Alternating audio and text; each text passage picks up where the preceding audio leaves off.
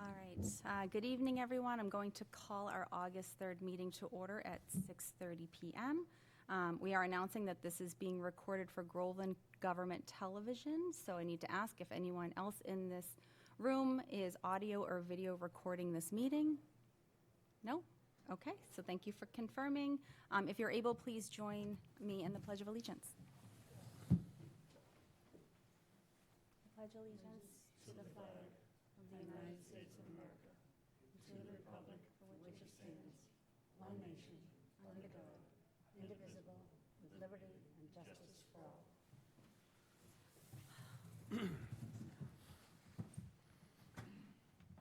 Okay. So first we have public comment. Were there any public comment submitted? No? And department comment update? Nothing? Okay. So we'll go right into discussion. So we have the Affordable Housing Trust discussion with Newburyport Affordable Housing Trust Chair Andrew Shapiro, who is attending virtually, and West Newbury Affordable Housing Trust Chair Wendy Reed, who is attending in person. So Wendy, if you could join us here at this table, that'd be great. While you're getting settled in. So we've invited guest speakers and subject matter experts to share their experiences and insights on how affordable housing trusts operate in their communities. So you notice while Newburyport is a larger community than Groveland, hearing from a neighboring municipality within our district provides valuable perspective and practical lessons that may help inform our discussions. So Wendy, if you want to, you got two things there. She's got 3 microphones. You have 3 microphones. So that's what I was going to ask. What is she supposed to turn on? That one? I guess pick your favorite and make sure it's the green. Or you can either use your mic or just push the button and it will turn green. I feel like that was a trick.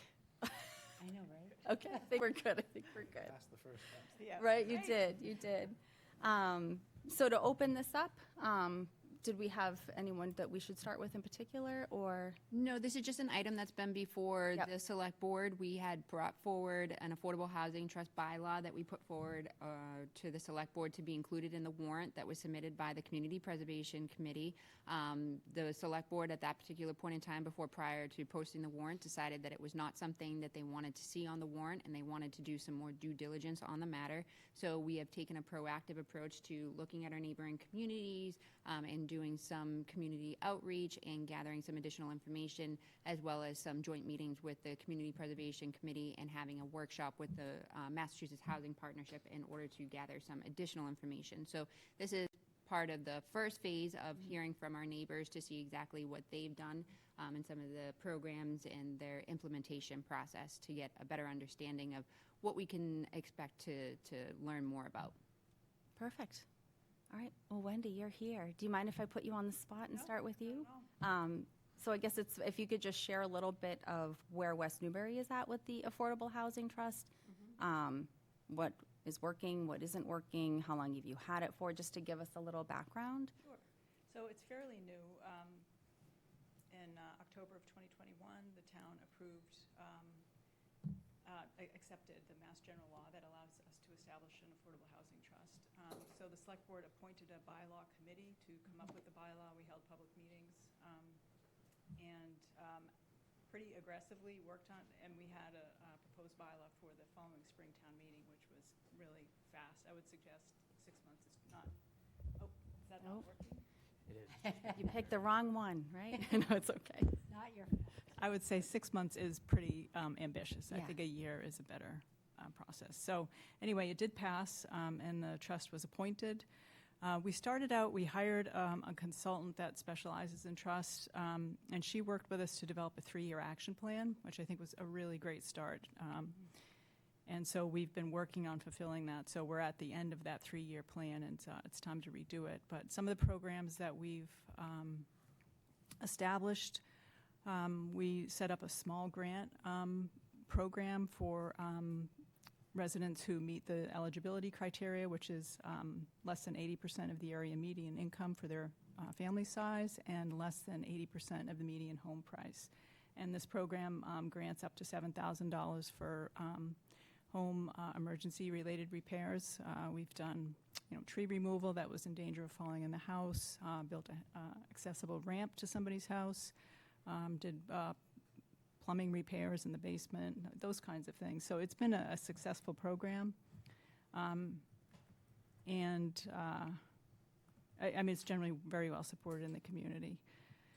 Let's see, what else? We've also just done general outreach to try to educate people about what affordable housing is. I mean, for us, we are at 2.5% of the SHI. There's no way we're going to get to 10%. So we've focused on just, we call small a affordable, just really increasing awareness and trying to, expand our housing market.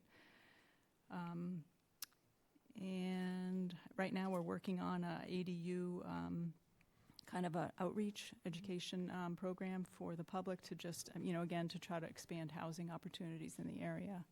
So that's probably going to happen. I think we're shooting for the fall to have that.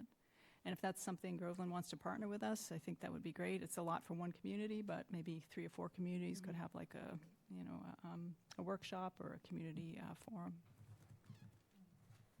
Excellent. All right, thank you. Yeah, so I just also in terms of funding, the trust was started off with money from the inclusionary housing bylaw, which West Newbury also adopted. So we started off with almost $200,000 there, and then every year for the Community Preservation Act, we have the entire amount for community housing transferred into the trust. So we now have close to $800,000 in the trust, and we'd like to actually build a unit, but that's nowhere near enough money. So we did recently get a grant with Mass Housing Partnership. They're doing a feasibility study for the Mullen property, which is a 30-acre town-owned property. So that's kind of going to be our next push. Excellent. Does the board have any questions for Wendy so far? We'll come back again, but just based on, you gave us a lot of information, so. I have one. Yeah. So you kind of talked about, the process that you went through and, defining the trust using like having that bylaw committee consultant. I guess looking back at it now, when you started the process versus where you are today, has the community kind of, outlook on the affordable housing trust changed at all? Like if you go back to when you started talking about it versus where you are now, do you think there's more support, and what things did you do to kind of increase that awareness and support? Yeah, so that's the challenge, right, Sure. is the community support. So, I mean, we are relatively new, 4 or 5 years in, so, because the trust was formed in 2023. Okay. Yeah. So, but yeah, I mean, we started talking about this potential development project, and right away got the same, kind of, we don't want that in West Newbury. So that is the challenge, I think. Not so much the money, is just getting people on board with it. Yep. So we're trying to take a soft approach instead of coming up with a big project and get everybody's, hackles up. So. Any other questions for Wendy so far? Yes. You said that you took about 6 months, but you really recommend that a town take like a year. Mm-hmm. Was that to have more opportunities for public input, or what was the reasoning that 6 months is, because we're approaching our 6-month mark now, or shortly. And do you have the bylaw or draft bylaw written already? Yeah, there is one, yes. Oh, there is, okay. But other than that, we've had no public hearings. We haven't really even fully understood how it could be used. I mean, you already have a 3-year action plan, right? Yeah. But prior to that, you said that 6 months, you felt that a year was more appropriate. The town should take a full year to really look into this. Is that just because of public awareness and education, or is it more that that these type of trusts can be designed more specifically to the nature and characteristics of your community? I think it was a lot of work. Okay. Because it's a legal document above all else. So, there was a lot of iterations with the attorneys and reviewing it. We did have both a public hearing and some other public relations kind of work. So it can be done in 6 months. Obviously, we did it, but it was a lot of work on the committee. It was a specially appointed committee. And, when you're trying to come back before the select board and get updates and feedback, it's really a compressed time frame. It was for us, maybe not for Groveland. Okay. 2 more questions? Yeah. Okay.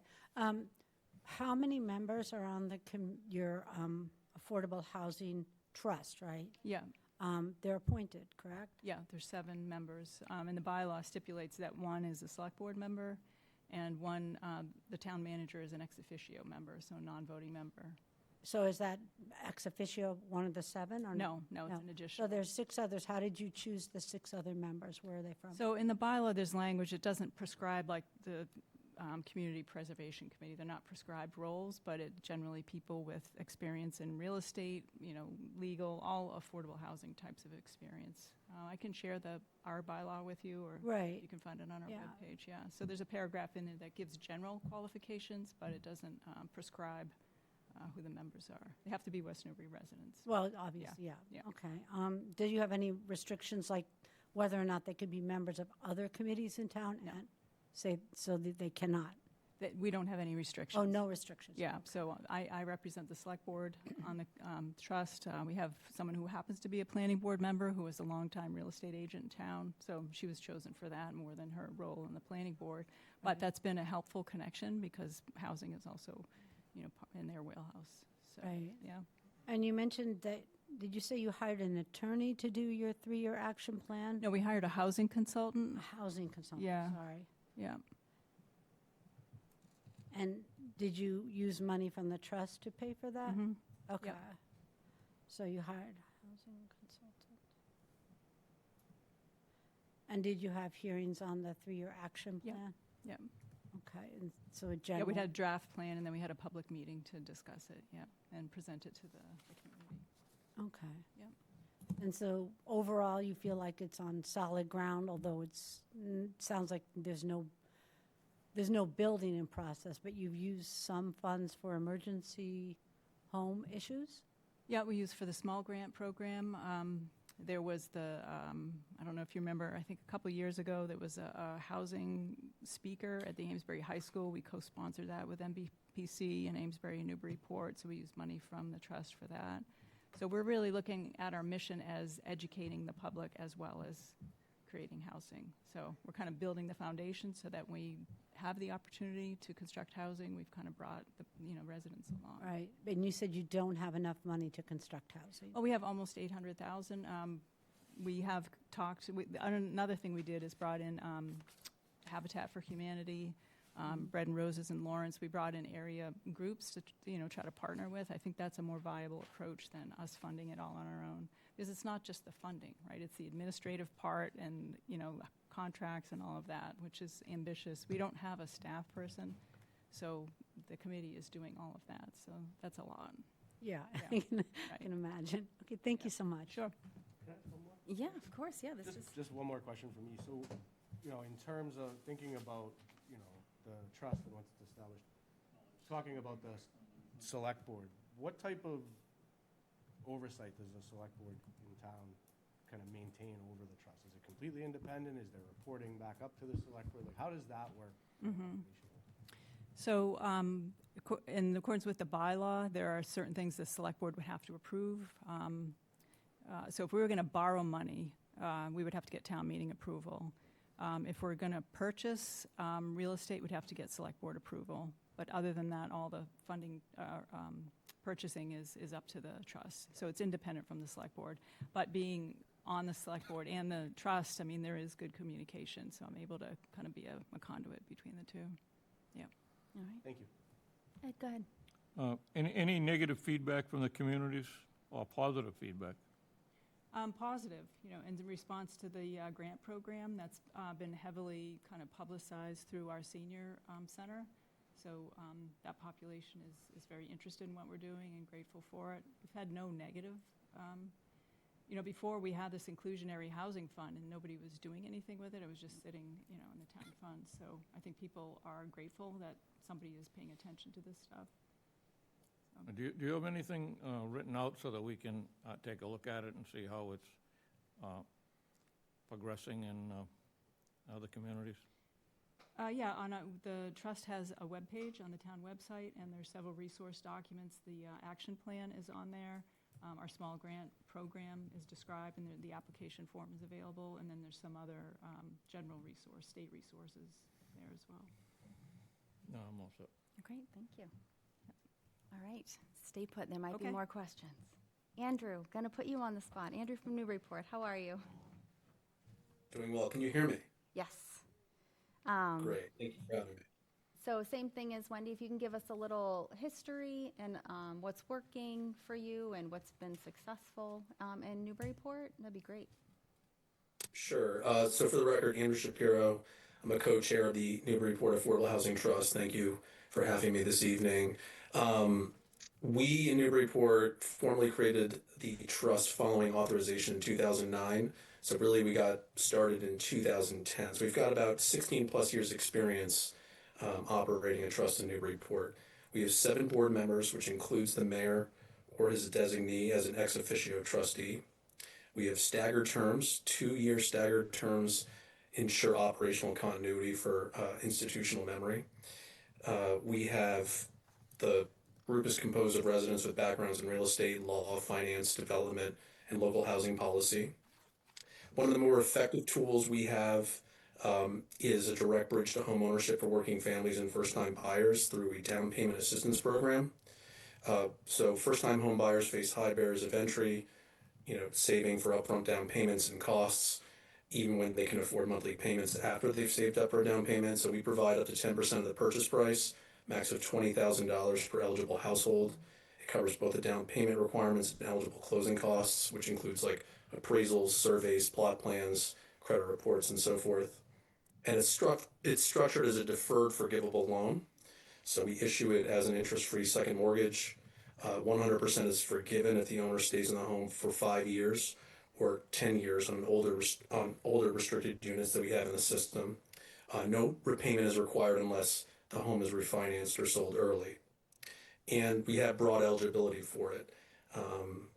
It's available to families earning up to 80% AMI, and it's been actually expanded recently to cover households earning up to 100% AMI. So we're helping low to moderate income families buy market rate homes in the community. And this is funded through CPA. We receive CPA appropriations such as $150,000 that we got earlier this year specifically to keep the down payment program assistance fund active. In addition to that, we work with the Pettingill House for residents at or below 80% AMI on a rental assistance program. Over the years, we've provided close to $200,000 in rental assistance that covered 80 households and 169 residents, broken down by sort of age groups that included 25 seniors, 60 plus, 81 adults ranging in age from 18 to 59, and covering 63 children who lived in that household up to 17 years old. And as I mentioned before, Newburyport generates about $1 to $1.7 million annually in CPA revenues. We get pretty much 10% of those funds for community housing through the CPA. And we provide flexible revenue streams that we can also take advantage of if we want to beyond CPA. Inclusionary zoning, payments in lieu, for instance, private donation and land transfers, municipal appropriations and surplus property development proceeds can also go to the trust as they have in the past. And then, as I think was mentioned by the other speaker, state and federal housing grants can also be utilized. So that's kind of a broad roadmap. I would say as well, the other thing we've done recently is we adopted a critical home repair program. So we're running a pilot right now, $75,000 pilot for people interested in trying to maintain their homes. Many times it's elderly residents who need to upgrade their homes for ADA compliance, grab bars, making their homes more livable in their senior years. And often those people who are on fixed incomes have a harder time to maintain their homes in place and age in place in Newburyport. And so we provide an avenue for those people to do critical home repair on their homes. So that's just a broad overview. Happy to take any questions or discuss further. All right, any questions for Andrew? Nothing? Yes. You haven't? Okay, I didn't. Go Hey, ahead. Andrew, thank you for spending some time with us. Do you have like a 5-year plan, or do you just go year by year? So we pretty much go year by year. We don't have an action plan as was described by the other speaker, but we use our housing production plan kind of as a roadmap, so to speak, on sort of the broad priorities we have for housing, which also include goals and strategies for affordable housing as well. So we've really utilized that plan, or housing production plan, which I'm sure Groveland has as well. Many communities have it. That kind of gives an overview of where we stand with respect to 40B, for instance, and what the housing supply is, what might be the gap between how much people are earning and what the typical housing cost is in a community. So we keep close track of that and try to, and we also work very actively on planning like that. So I would say beyond doing all the other things I was describing, I think we see ourselves very much as sort of a advocate or a group of advocates for housing in general, both small A and large A affordable housing in the community. Keep going. Have you satisfied your 40B quota, or are you still trying to approach it? Yeah, good question. So I actually I had to take a quick look, and the state has us under 10%. It has us at like 9.4%. But I want to say that we actually are in safe harbor right now, if I'm not mistaken. If not, because I know we still may be under our 10% technically, but I know that we've probably in a given year we've created more than 1% of our overall housing stock in the form of affordable housing, which affords you like 2 years of safe harbor. So when you create a certain amount of affordable housing in a given year, the state under 40B will allow you safe harbor. So I believe we're in safe harbor status, but we're kind of hovering around 10% right now. We just recently approved another 40B project, a little over 200 units in that project. And we have a 40R district that's approved a lot of units recently as well. So we're hovering right around 10%. Keep going. You said that you've created like 1% of the housing. Do you mean the housing was built, funded completely by the Affordable Housing Trust? No, so when I said I was referring specifically to the community with respect to 40B. So when a community has 1% of its housing stock approved as affordable housing within a given year, that qualifies it for safe harbor under its housing production plan. So it was strictly through, I'd say, 40B. The communities created those units. So you mean that was the Affordable Housing Trust used to help fund the 40B? No, not in our case. Often projects that are coming before other boards, whether it be the planning board under an inclusionary zoning bylaw or inclusionary zoning ordinance, or through the ZBA for 40B, those projects will also come to us.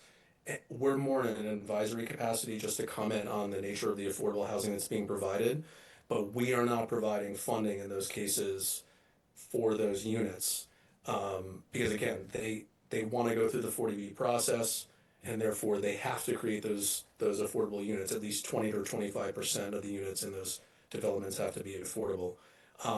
They could ask for funding from the trust if they wanted to, if there was some way we could subsidize, like if they wanted to create more than 20 to 25% of the units as affordable, and if we had contributed, maybe they'd create more, or maybe we can provide a subsidy for a higher degree of affordability. So instead of it being to 80% AMI, we can bump it down to like, let's say 60% AMI with a contribution from the trust. But in the case of the recent projects I was mentioning, that's not the case. That hasn't happened. Okay, just one last question. This may be a difficult one, is because you've been in existence, 16 years as a housing trust. Overall, where would you say the majority of the Affordable Housing Trust funding has been used? In what capacity? So we recently allocated $450,000 to one project. It was a former school, elementary school in downtown Newburyport called the Brown School. an RFP was issued by the mayor's office, the planning team, and a project became available to redevelop it as 29 senior affordable housing units, basically spread across multiple tiers of levels of affordability, all the way down to like 30%. So this was an opportunity to redevelop the building, get it back to use, get it back on the tax rolls, provide needed affordable housing, provided needed senior affordable housing. And so we contributed $450,000 pretty much in one fell swoop to support the project. So I would say that is where the majority of it is. But on the day-to-day, it's the rental housing subsidy or the rental support that we provide to households in the community. Somewhere, I cited the number before, and now I'm just blanking on how much it was, almost $200,000 since, I'd say, 2022. In the case of the elementary school, just one quick follow-up. You mentioned, it was not off of the tax rolls. That's a public building though, right?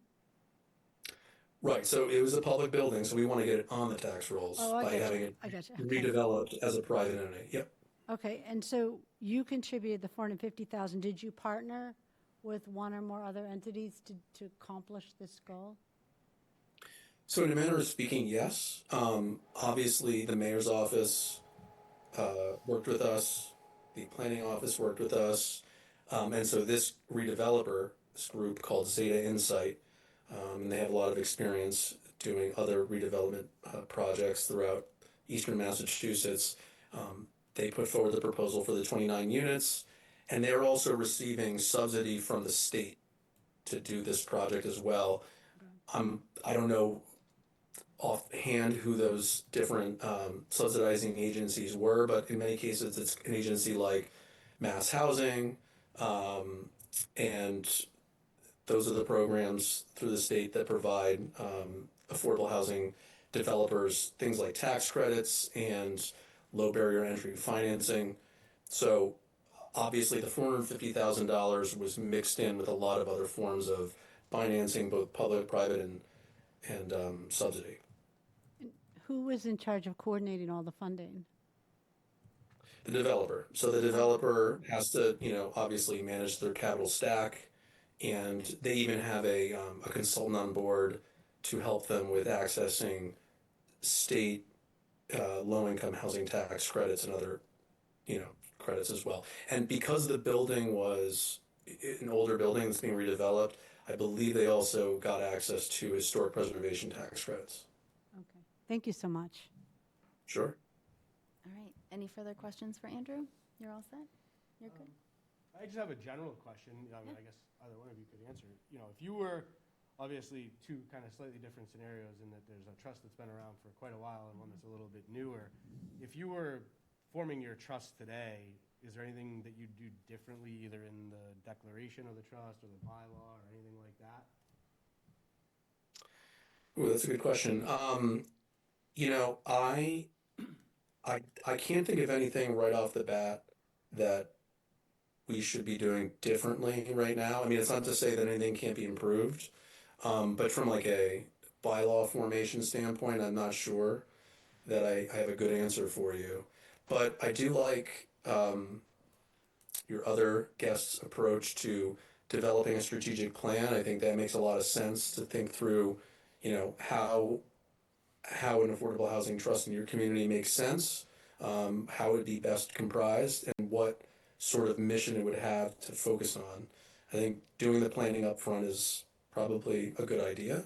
Yeah. Thank you. Nothing. So far, it's working great. So far, so good. Yeah. Okay, excellent. Jason, do you have any questions? No, thank you. No, you can. All right, well, this is great. I hope you learned something, I too. did. I saw I you was writing taking lots of notes, Yes. yeah. I think this is a good collaboration Yeah, here. So, Very helpful. yeah, so hopefully,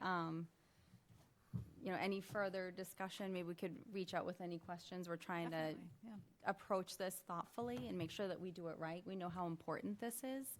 And with it being so new, again, we just want to do it right the first time. So we really appreciate you coming in on this beautiful summer day.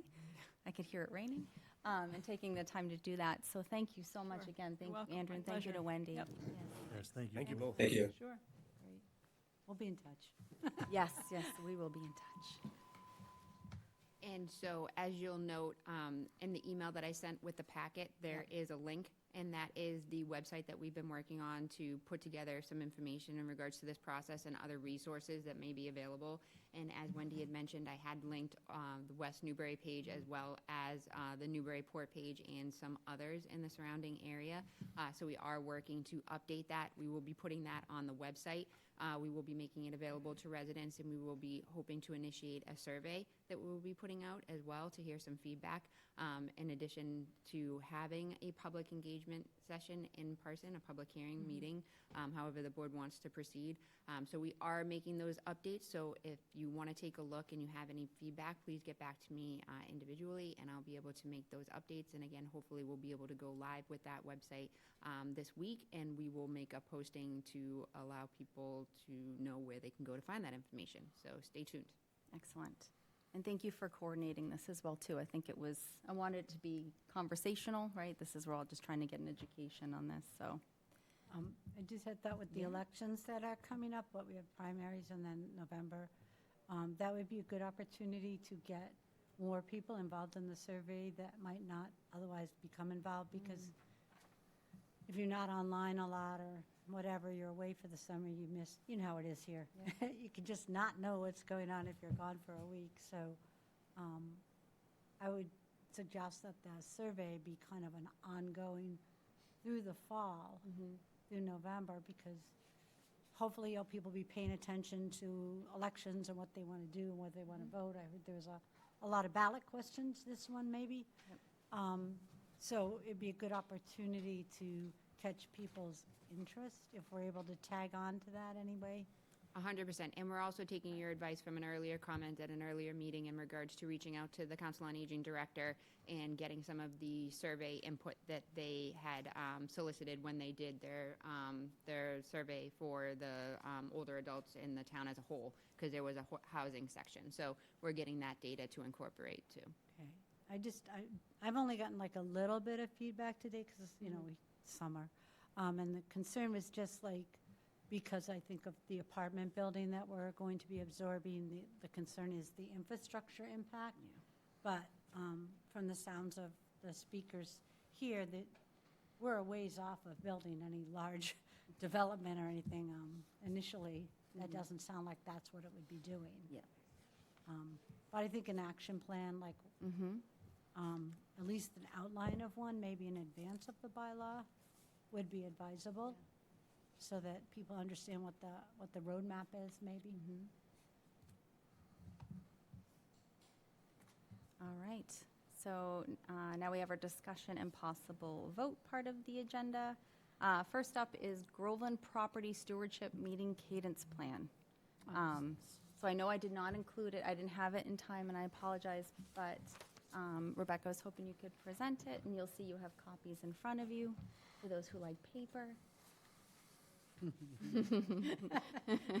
Those blues paper. So what this is just a concept I wanted to run by the board to get your thoughts on. So the proposal establishes a regular communication process between the town and the organizations that steward several important town-owned properties. So you can hit the next one. I'll be quick, I promise.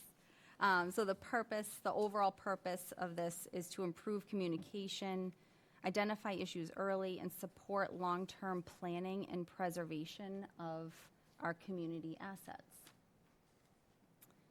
And you can go next. So looking at why this is important, so these regular discussions will help us move from reacting to issues and proactively understanding property needs, challenges, and opportunities, especially because these are historic properties, and anyone that has an older home knows that they're not easy. So staying on top of any needs is important. Go ahead.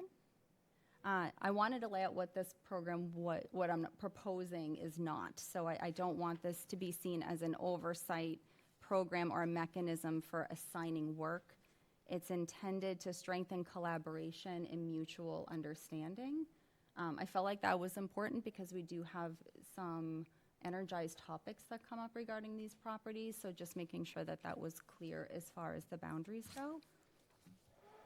Next one. So it's a proposed, just a meeting structure, nothing too exciting, but basically the sentiment would be town representatives would meet monthly with one caretaker organization, with each organization participating once every 3 months. So it'd be more like a rotating schedule. I was thinking meeting at the location rather than having it at town hall, just to be in that site as well too, to maybe have some broader discussions. And go to the next one. Hold on one second.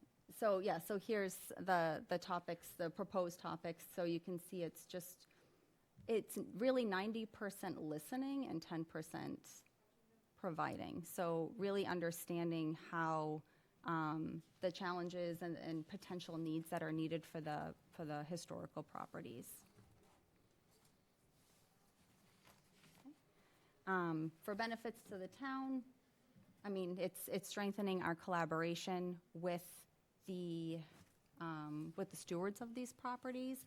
I think it's also just providing some insight and some understanding on future potential needs from a budgetary standpoint. And it just shows us being supportive of the property stewards that are running these properties as well too. Again, it's just forming that partnership. Okay. And guiding principles, I was really big on this one because you can see partnership is here number 1, but I thought this was important to have, that it's built on partnership, communication, respect for roles, proactive planning, and preservation of our town assets. So sticking with these really helps with guiding the conversations and what this could possibly look like. Almost done. Next one. So when we look at outcomes, we expect to have stronger relationships, better visibility into property conditions, improved planning, and earlier identification of potential issues. Is that my last slide? It is. Okay, so overall, you can see I tried to keep it really quick, but the concept of this is to build some bridges, have this collaborative approach to help us protect our community properties while strengthening communication with our stewardship partners. So I was looking to the board on their thoughts on a potential approval of establishing this meeting cadence. So you'll notice when it came to the attendees, it would be whoever on the stewardship side. So it would be people from Historical Commission, Conservation Commission, Garden Club, town administrator, and a representative from the select board, just to be sure we're rotating and listening to what is needed for the properties to keep them in Groveland, to keep them up and running. So any initial questions, comments, concerns, or compliments? Yes. Well, after reading it over, I can think of 2 that probably could be added. Okay. Would be the Baseball League.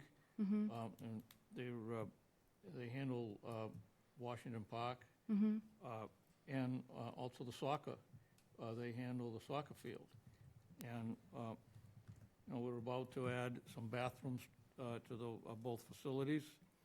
And probably wouldn't be a bad idea to keep an eye on the upkeep and of those 2 properties.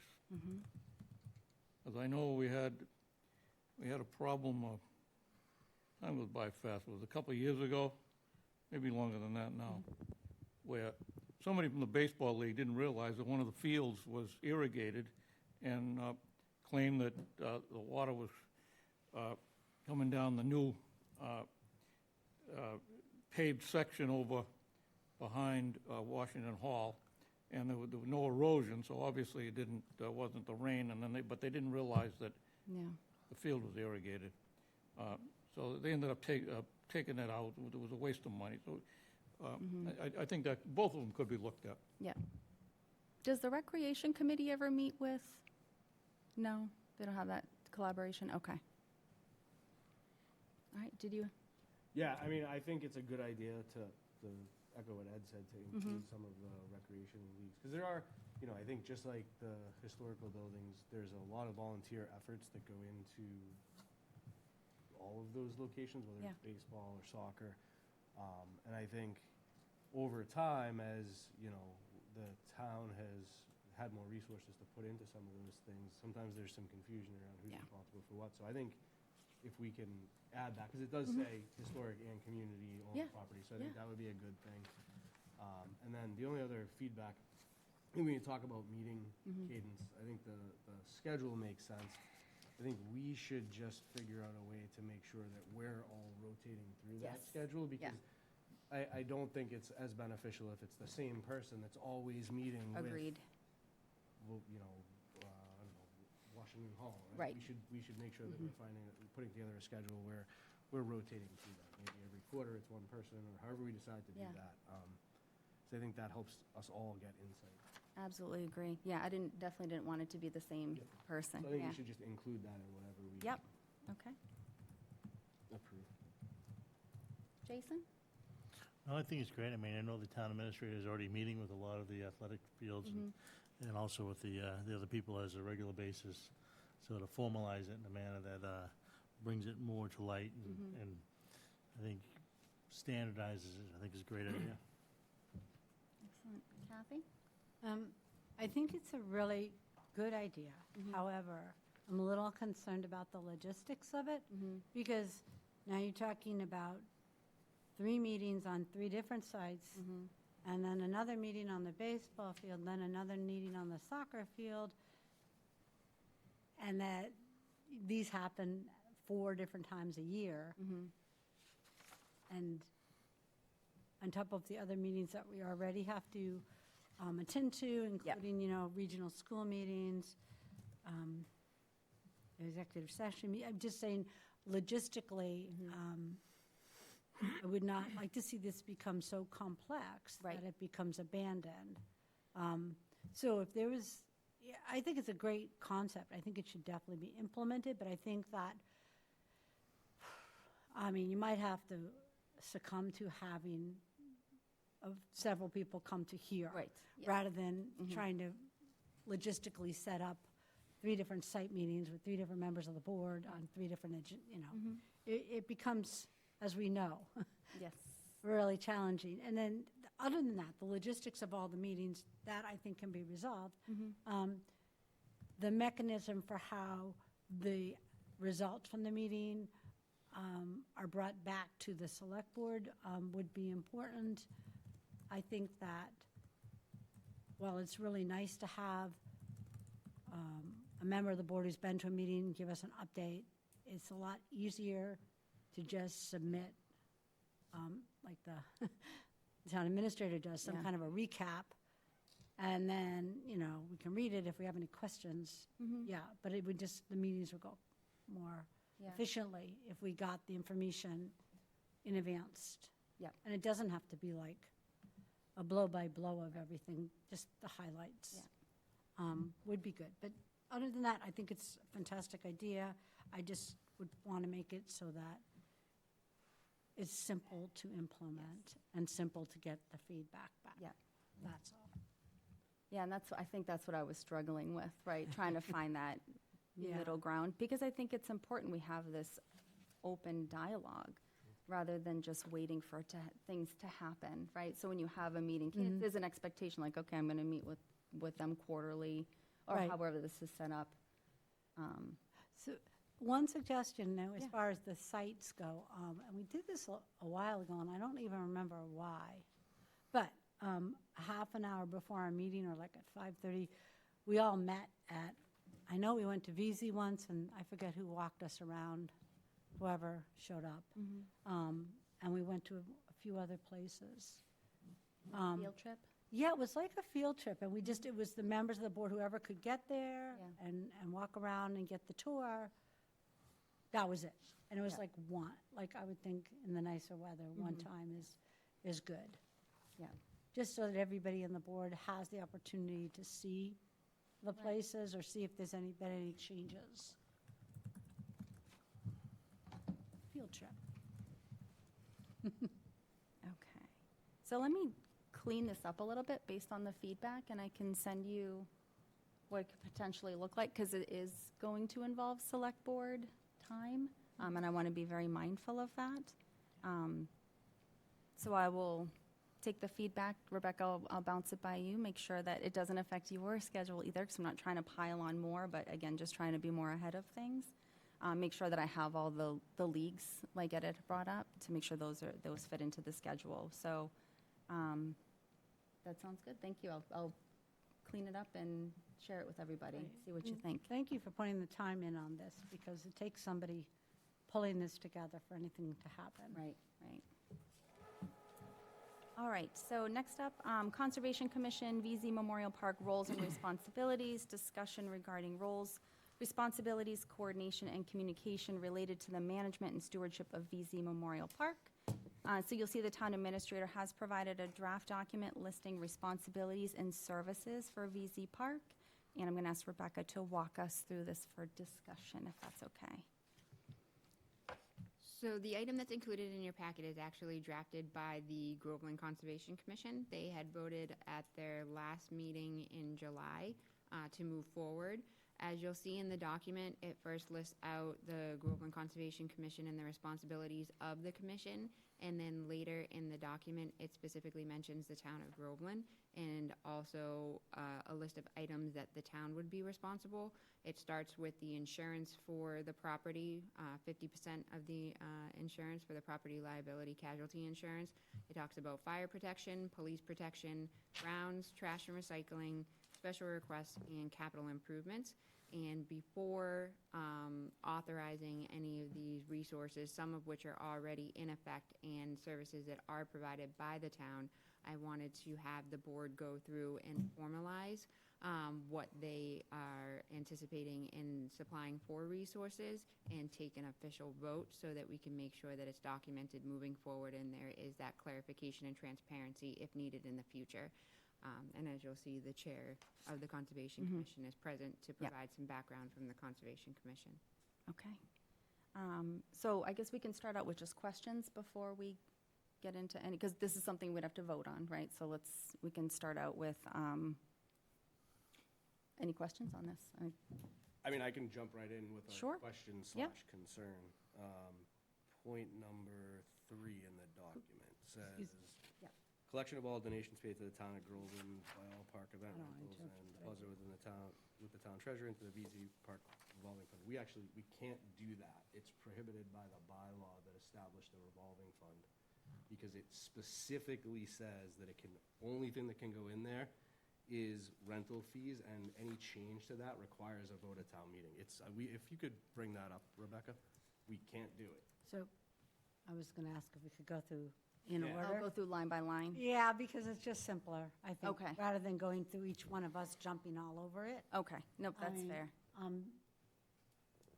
I guess. You're on point number 3, You right? want to just address that one since I already brought it up? Yes, yeah, we'll do that. Yeah, and then I'll start from the top. Okay, go ahead. Yep. So you're going to do number 3. We're going to start with number 3. Could you just We're bring going up? to shake things up a little bit. So like number 3 is 1. I gotcha. Yes. Okay, so what am I waiting on? You asked a question. Yeah, I'm just waiting for, Rebecca's going to bring up the bylaw Oh. that establishes the revolving fund, because Okay. it's clearly spelled out. So if you look at the VC Memorial Park revolving fund, it specifically says rental fees collected. And if you look at the other ones, they specifically say donations, like Council on Aging, money's collected through fees and donations. There's another one under Fire Department, I think, where it says money's collected through class fees and public donations. And further down in that bylaw, it explicitly states that only town meeting can change that. So even if we wanted to, I don't believe we have the authority to allow donations to be put into that revolving fund without a vote of town meeting. So that was the first concern that popped up for me. By default, my understanding is if it's not specifically spelled out in there, we follow the same donation procedure that we do for everything else. Like I know we had to vote to approve spending money that was donated to the library. So the way that law that supersedes anything in here, if it's not specifically defined, is it requires a vote of the select board to authorize utilizing those donated funds. That's not something, I don't believe we have the ability to change that without a vote from town meeting. So just for the discussion, we're actually doing items 2 and 3. Am I correct? The Well, donations? no, because 2 would be covered under it. I don't have a concern with 2 because 2 is for rental fees, and that is explicitly allowed into the revolving fund. Okay, wait a minute. I count collection of all rents as 1. Collection of donations is 2. Oh, okay, No. then it is 2. I was sorry, I counted that top line. Oh, I counted the top one too, just because I. Yeah, collection of all donations, Yeah, so it's that that line. specific. Collection of all donations. I'm right. You are right. One time. Yep, One time. we'll add it to the log. Thank you. So noted. Thank you. All right, so we're doing 2 and 3 together, kind of? Sure. I mean, makes sense, right? Yep. Yep. All right. So no issue with the 2, it's really, or no issue with 2, no issue with 3. Can I answer that? Yes, please. So, Mike Dempsey, Chair of the Commission. So as far as donations are concerned, we do not receive many donations. It's really not an issue per se, except that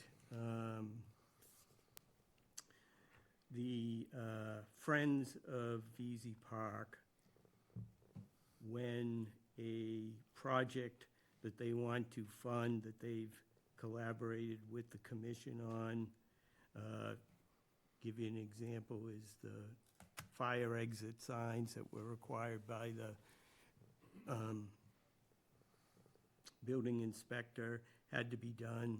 We asked the Friends if they would be able to cover that, and they agreed, and they gave us money to pay for it. That money was given to put in the revolving fund and used to pay for the exit sign. So, you know, if you want to call that a donation, perhaps that would be called a donation, but, you know, I'm not sure. That's really the only thing that, you know, significant donations. I mean, somebody may give, you know, cash donation, but it's pretty rare. Yeah, I mean, I think that would be considered a donation, and technically, we're bound by law to follow a procedure for that. I mean, it just, like, I didn't write the law, but we have to adhere to it. May I ask a clarifying question?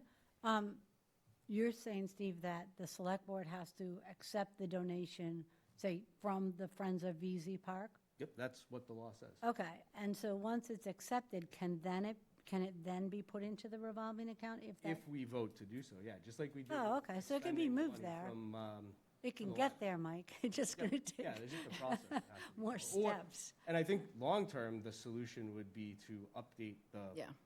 bylaw to include donations in the revolving fund, and then that process wouldn't be as In strict. which case, the Conservation Commission can just accept the donation at their meeting. Yeah. And then it goes, so right now, we're just in a little, a bit of a Taking the scenic. mid, taking the It's a- scenic it's a- route for a it's year. Yep. Fix, Okay. it's a resolvable problem with Right. the revolving fund. Right. Okay, so it can be fixed.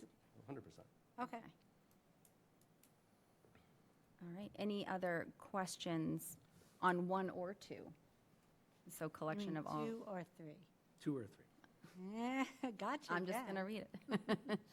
But 1 is fine, I thought, right? Okay. 1, does anybody have an issue? I don't know. No. And donations were, any question on collection of all rents paid to Town of Groveland by all residential and office rentals? That line there? No? No questions on that one? Setting rental rates for all rental, residential and office rentals? Any questions? Yes. Okay. It's not really a question, I think it's more of a, well, maybe it is a question. I would think that that's fine, you set the rates for all that, but then the town must maintain a file of those rental policies, and so a copy has to be provided to the town hall to be put in the official town file, right? 'Cause otherwise, we don't have it in the town files. Mike, is that something that, Yeah. as far as the files, they stay with Conservation Commission? The records do? It would be, yes. I mean, the commission has files on VZ Parks. Yeah. Right, But we would need a copy put in the town administrator offices because we maintain part of the insurance. So it would make sense. So that in case a question comes up, we have access to the file to look it up. That's all. That's all, just to put a copy in. Could you go back to number 3? Sure. Just thinking about it, when Mike had mentioned that the Friends of VZ donated the money, I think a way around that would have been if the Friends of VZ actually purchased the signs and, was it exit signs, Mike? And actually put them up. They're not donating anything, they're purchasing them, and I think that's a way, I think that's a way around it. I don't know if we can do that, though, because it's a town building, so letting somebody just put something in it without Yeah. authorization is. Well, they're not just letting them put them in, it was required by the building inspector, so they're just purchasing them, and, Installing them in a town building. but they're not installing, they're paying to have it installed. Could I ask, when we had that assessment done, one thing was brought up, I remember with the Friends of VZ and how it would go, like they couldn't directly use the funds, is that correct? It has to go through Conservation Commission? Correct. Okay. And that's even how the Friends on the Council on Aging are, right? Correct. So if we Same were as to the use that trustees in the same library, approach, yeah. Yeah, which is, it goes through whatever either it's spelled out in that, and then they can authorize the Yep. work, I assume. Or Yeah. if it's not, like in the case of the library, we have to authorize, like we did with the Right, upgrades at the library. yeah. I get what you're saying, Ed, but I think it becomes difficult to create that line.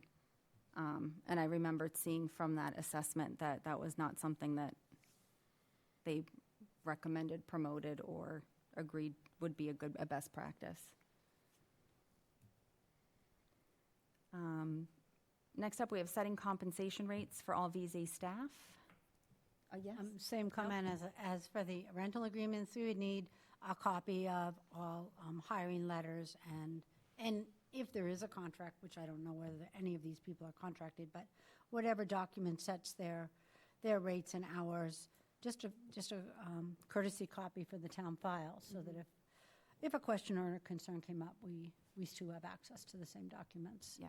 Yeah, and maybe also, Makes sense. if we run background checks, that should at least be noted in there that they were completed, because I'm assuming we do that for town hires. Correct, but these are not town employees. These are W-9, so they are Okay. consultants, so they Yep. do not go through the same process. The only one that is a employee of the town is Right. the cleaner, and that doesn't fall under the jurisdiction of the Conservation Commission to hire. So collaboratively, we've worked with Conservation Commission to go through that process with an employment application, a background check, setting the rate, and getting somebody in that position.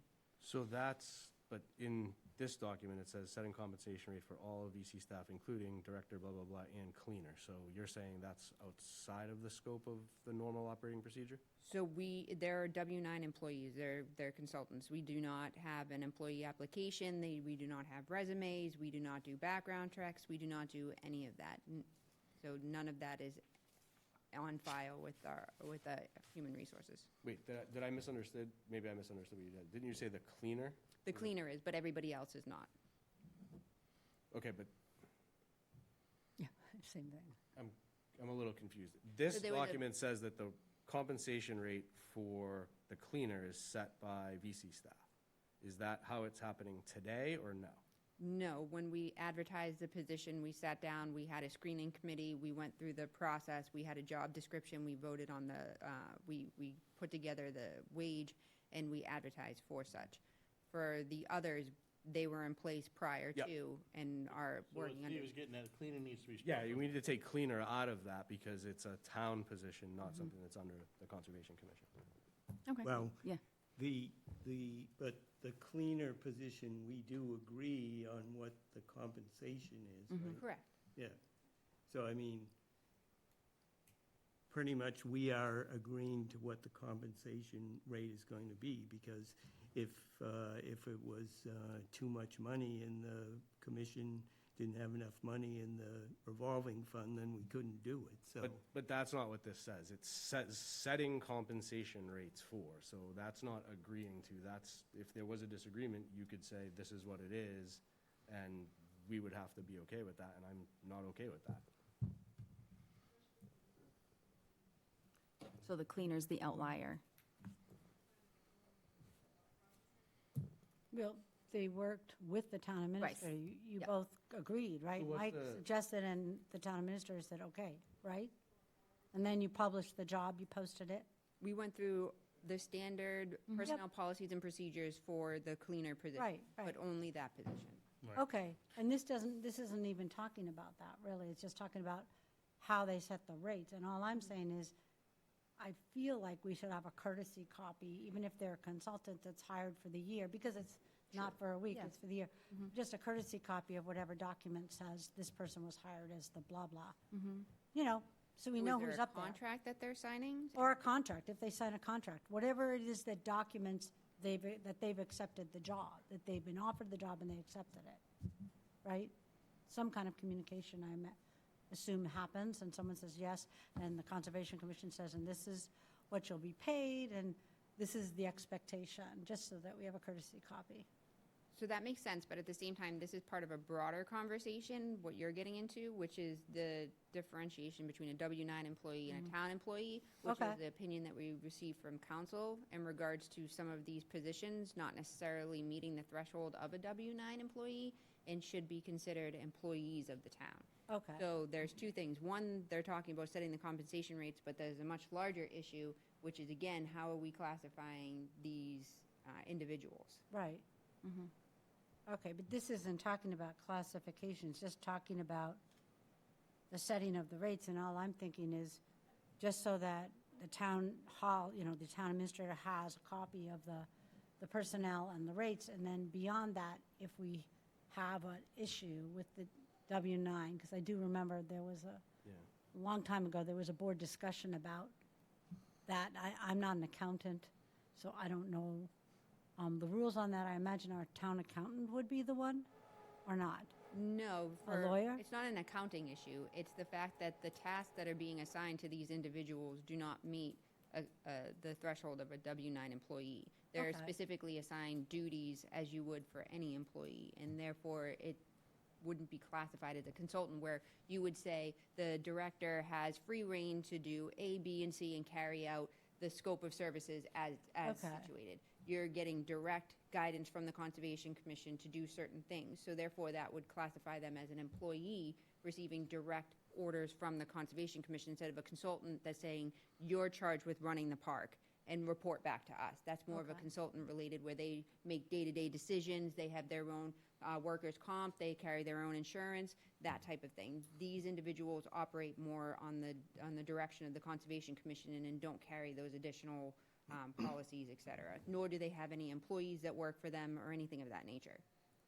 Right, so do you think there needs to be another item under what the town of Groveland is responsible for, that we will work with the Conservation Commission on the posting of these jobs or whatever to comply with the legal requirements? I think They would that's have what to you're be getting moved, at. right? They would have to be reclassified, basically. I believe that it would be in the best interest of the board to take the matter up and to Okay. examine whether or not to make these full-time employees, or to make them employees, which would then be paid for through the revolving account, as we do for other salaried employees that Okay. are paid through that account. Any benefits or anything of that nature would need to be paid for through the revolving account as well, which might cause some additional financial burdens for that particular fund. So you're speaking that some of them are working over 20 hours a week and would be entitled to health I believe insurance? the director is definitely working over 20 hours a week, but I believe the building ground manager and marketing manager are under 20, so would be Okay. part-time positions. All right. Mike, you want to give I insight? don't think the commission agrees with what the town administrator is saying about these two positions. So I just want to note that. The commission doesn't agree that, with all of the information that the town administrator has presented. Can I ask a follow-up? Yeah, yeah. Do we have a legal opinion on that? We do. And We has have- that been shared with the Conservation Correct, Commission? it has. So you're disagreeing with the legal opinion? Yes. Okay, do you have a counter legal opinion, or? Yeah, they work independently. Is it, We do not provide either consultant with day-to-day direction. okay, do you have a written legal opinion from an attorney saying? How would we have that? It's the same attorney for them as for us. Who Well, are that's we my- going to that's get my that point. from? That's my point. So if we reached out with the same question, we're gonna get the same opinion. Are you saying we need to get a second legal opinion from an? No, what I'm saying is, when town council was asked to review this, I don't think they had all the information that they should have to make that decision. And so they came down with their opinion, but Has the the commission, opinion was made without speaking to me, without speaking to any of the other commissioners about what's been, how it's practiced. so have we shared, has the commission voted to share that information with town council?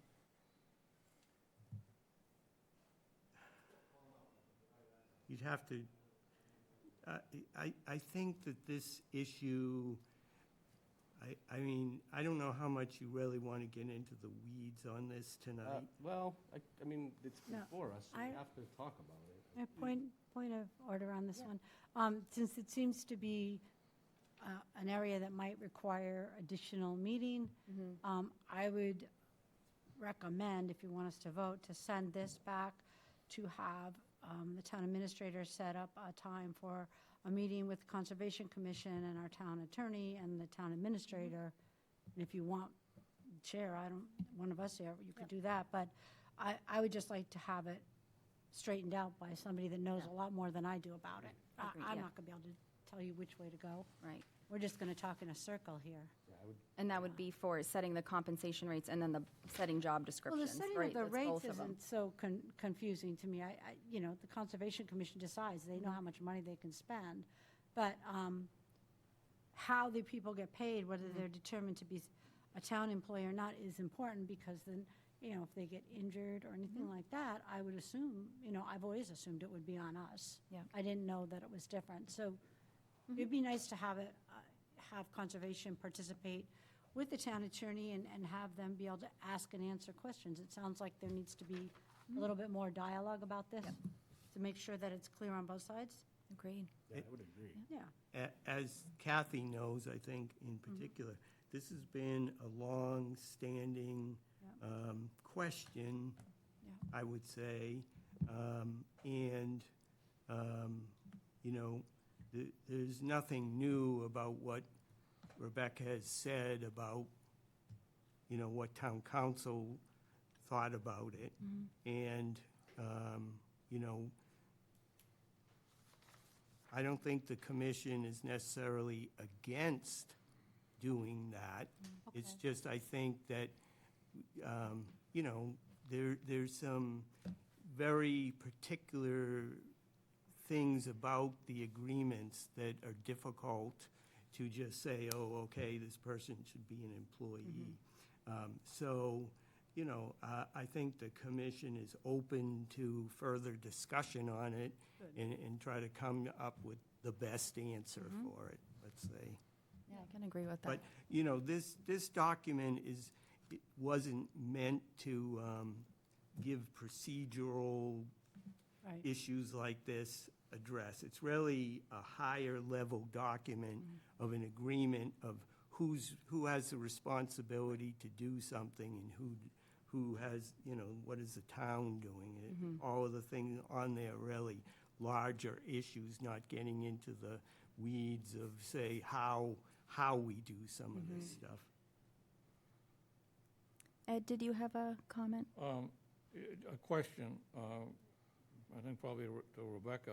At present, who covers their workman's compensation? Does the town, or do they cover their own? And if they cover their own, we have a signed paperwork from them that they have got their own insurance? As I stated, I have no paperwork in regards to the consultants hired by the Conservation Commission. Mike, do you know, do they cover their own workman's comp? Yes, And you have paperwork that they have submitted that they will get their own? yes. That should be in the hands of the town administrator. Yeah, I think once we get this worked out, like Kathy had mentioned with town council, I think this does, I mean, that last presentation I had about collaboration, I think this is the perfect approach to this, right? Is to work together to make sure everyone is paid appropriately, employed appropriately, and everything's documented. Having that full transparency in there, so. Could I just ask? Sure, I think it's a great idea to do that more Mm-hmm. in-depth review. I mean, one of the things that we didn't have a chance to, to talk about, but I think it would make sense to have a larger discussion around is there's a lot of things that the town needs to be responsible for potentially going forward. And one thing that struck me with this document is that, there's no budget as part of this. There's no audit provision. There's nothing around reporting. There's no dispute resolution mechanism. That needs to be included in a document of this nature. So when we do that legal review, I think we need to include some of those things. Okay. If there's a disagreement on something related to one of those items, how do we resolve it? Yep.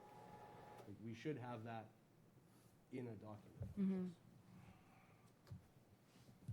So Mike, as much as it's high level, I know there'll be some details, I'm sure, that will come out of after town council, maybe things like that to be added, just to make sure everything's buttoned up as far as the relationship between the town and conservation. Just to set boundaries on both sides, right? And to make sure everyone is on the same page. Because that's all, I mean, at the end of the day, that's my goal, is to make sure that we're on the same page. Because along the line, I think it got off track. And I think this is a good time to bring it together. No, I don't disagree. I think the commission wants to be as transparent as possible with all of these things. And, almost everything on here there's nothing new. Right. This is how the practice has been done since VZ was purchased. And so it's really a matter of making sure that the select board ultimately knows, because obviously I don't think the select board knows how things have operated. I mean, we have a budget every year. There is a budget. See, but Steve says there's no budget. And that's obviously Yeah. lack of either our efforts or your efforts Right. to understand that. I think to the point that Becky was making, though, I think putting something in place like this is a good idea. And I think I want to be fully clear, I think it helps the Conservation Commission, it helps the Select Board. And, there's 5 of us up here right now, but in some period of time, it could be a different 5. So the work we're doing now, I think, sets the stage for the future to make sure that we don't run into these same things. And so, yeah, there's things we may not have covered in there. It doesn't mean anybody did anything incorrect or wrong or didn't think about it. It just means let's take the time now to incorporate those things so we're in a better place going forward. That's all. Yeah, sure. If I could just suggest, I think there's, we still have a list to get through, and I feel like it was the Conservation Commission that voted to send this to us, and Mike is here Yep. as a courtesy, as our spokesperson. So if we have other items that we're trying to incorporate into it, I think that's another Yes. agenda Yes. item, and that we should just kind of run through this, because the Conservation Commission, this is pretty straightforward, it's easy to read, and it's a good starting point. Yes. Because we've never done this. So thank you and the commission for giving us Yeah. the opportunity to look this over. And if we could just kind of keep Yep. going, Yep. that would be great. Next, we have submitting town warrant articles on a bi-weekly basis. I think that's fine. Submitting town warrant articles on a bi-weekly basis, any VZ-related purchases or services not included above, but approved by the commission. So those kind of go together? Yep. Setting the job descriptions, hiring and appointing, we'll address that separate. That will just be a separate conversation. Then we get into the responsibilities for the town of Groveland. So here we have insurance, where the town shall pay for 50% of the insurance policies. Any questions or comments on that? Is that what we already do? That has been the practice. Oh, okay. Well, so we're keeping with this, the practice. Go ahead, Jason. When was that practice put in place? Because I remember that coming up during COVID. And it was because they weren't unable to cover the full insurance. So I believe they used to cover the full insurance, because if I remember correctly, it was supposed to be self-sufficient.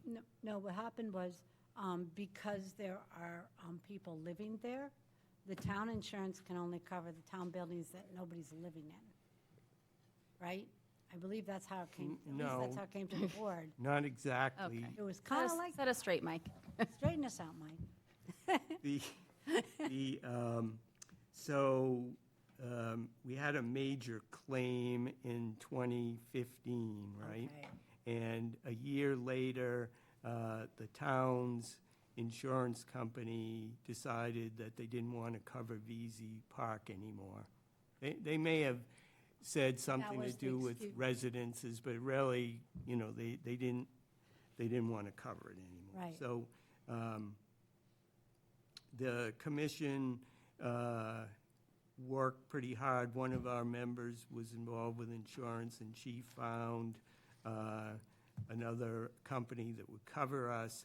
So for, I want to say maybe 2 or 3 years after that, we paid it. But now, the insurance, over the last 3 years, I think we've done 50%, right? It's been, it's you know, it's up to $25,000 Insurance a goes year. up, So graciously, Rebecca worked with the commission to find a way to pay half of it. So that's kind of where we are at now. And we've been pursuing, Rebecca and commission members have been pursuing other insurance companies, but they're just, Yeah. you know, they're not interested. They know they've got you. Yes. On So the- that's where we're at. Okay, I understand. And so they probably use the people living there as the excuse. to Yeah, dump- it's dump partly you. that. Yeah. You know, it's a They weird didn't like kind the of claim. place. Yeah, okay, I got it. But that's where it's at, and that's not changing right now, so, That's how it's been for 11 years. Yep. So far. Okay. Well, it's like Mike said, the last 3 years. I think it's been longer than that, because I'm pretty sure it was Oh, it's- 2020, the first year that I was on the board that it was brought up. Yeah, I don't And that was when remember. COVID first started. Okay. So I believe it was Exactly. 2020 when Mike came before the board asking Okay. for the 50% to be paid. Okay. oh, Because they could no have longer events. afford it, Yeah. because they didn't Yeah. have any income from the events. Yep. It's all connected somehow. Okay, Next up, fire protection. Groveland Fire Department under the direction of the town and no cost to the park. Any questions or comments on that? No? yep. they need And fire protection. police protection? We can provide that. We're good on that? Okay. For grounds, the Groveland Highway Department, under the direction of the town and at no cost to the park, shall provide snow plowing and sanding, grass cutting. Yep, looks like that's the There- main. There's some focus. changes there, though, right? Like, does the highway department cut the trails now? Is that, It evolves sometimes, you know, but they've been very helpful. You know, if we want to have them do something a little differently, they're very amenable to that. But we try not to expand there. You know, they cut those areas. Our buildings and ground person cuts around the building where the highway department's larger mowers are not easily accessible there. And then we hire, to cut the field there, the open field, we hire somebody to do that. And as it states here, this all has to go through the town first, correct? Under the direction of the town? That's correct, Rebecca? So if you have something that you want done, then you would have to go through Rebecca to get it done? Yes, basically, yes. Well, we're already doing the snow plowing and the sanding, right, of the roads and the lot, and the parking, right? So, Do you think we need to change the word to the town may provide grass? I mean, because depending on our staffing situation during the summer for grass cutting, right? Sometimes you've had the goats there, right? Oh, yeah, for that area, yes. They're Yes. good, I like that. But I guess the point, so Well, when you say designate trails, the front lawn, the rear yard, the boat launch, that's used by the summer camp too, right? The boat launch, yeah. So you do need to have that maintained, but your groundskeeper doesn't maintain that? No. We don't have the equipment to do it anyway. All we have is a push mower. Well, okay, didn't you guys just vote to buy a lawnmower? Yes, a push mower, Oh, a small push mower. okay. I'm not big on lawn equipment, I wouldn't know. I guess it just the understanding that it has to go through the town and that when we can get to it, we get to it, right? I think it's, yeah, somehow it has to be at the town's discretion. Well, it is. It says under the direction of the town. part of And their we're not going to charge you for it. I see that line. I saw that. That's fine. Okay. I mean, Arthur has been very helpful. Yeah. You know, other highway people in the past have been very helpful, so. Yeah, yeah. I think it's fine, yeah. Yeah, and I just wanted to make sure that it had to go through the town, because I know previously we'd had some issues with overtime that was created because it didn't go through the town, and I just want to make sure we avoid that. Okay. And we already addressed the carts and recycling. I know, I didn't even Do we want, need to go I was through going that to again? skip this one. Trash and recycling. Let's just check that off. We're all good. Special requests upon request to the town by the commission, the town may provide tree removal services, brush collection services, roadway sweeping, line painting. So to Kathy's point, though, there's a spot where we're using may, so maybe instead of shall in that previous one, we should just make it consistent throughout. Well, except that on the prior one, like the boat ramp and all the summer camp, needs access to the boat ramp. So if it's not maintained, access to the boat ramp, then the summer camp, you know what I mean? Could it all overgrow? I don't know. I don't know. Well, that's all I'm thinking is we sponsor a summer, VZ sponsors a summer camp up there that's fairly well attended, right? And part of it has to, they access and they use the, I don't know, kayaks or canoes, right? Something like that. So it says it's under the direction of the town. It kind of suggests that we shall do it. I'm just saying, because it's under the direction of the town, it gets done when we can get to it. This other one is more of a special request. Right. That's why I think it's different. This would be a special request. Can you come take care of this tree or whatever? Or can you pick up this brush for Or us? line paint like we had Yes. gone through already once before. Yep. Right, right. It's not part of the general Arthur's rotation of Yeah. items that he takes care of. Well, that brings up an interesting point, though, because on the line painting one, correct me if I'm wrong, but we didn't cover it. We said Correct. they had to, Well, we're covering the doing of it. but they had to pay for it. They had to pay for the supplies, right? But And this the hours. says Yeah. Yeah. no cost to the park. So I guess the conservation feels we're nickel and diming them a little bit. Good, he's laughing. Yeah, I get it. I mean, it's a tough call. I mean, we have budgets, and it wasn't budgeted for Right. this one time. But understanding this and thinking about what we might be doing at other properties under the stewardship, this can evolve. I would leave it as it is, because it doesn't say we have to do it. It says we may. Does request. We may do it at no cost, or we may have to ask them for some help towards the supplies, if that's part of it. But going forward with the stewardship and the meetings and all that, we'll maybe have a better idea, Mike, that you guys needed the lines painted, because Right. it wasn't put in the budget, we didn't have the money in the budget. So rather than having to argue over a can of paint, you know, going forward, I'd say leave this alone and see how it runs, you know, see how it works out. And then last here, we have capital improvements. Where permissible, the town may approve Community Preservation Act funds to provide capital improvements to the park related to historic, community housing, recreation, or open space issues. Yes, I particularly like this one because it makes it fully transparent that, we're 30, 35 years into this property.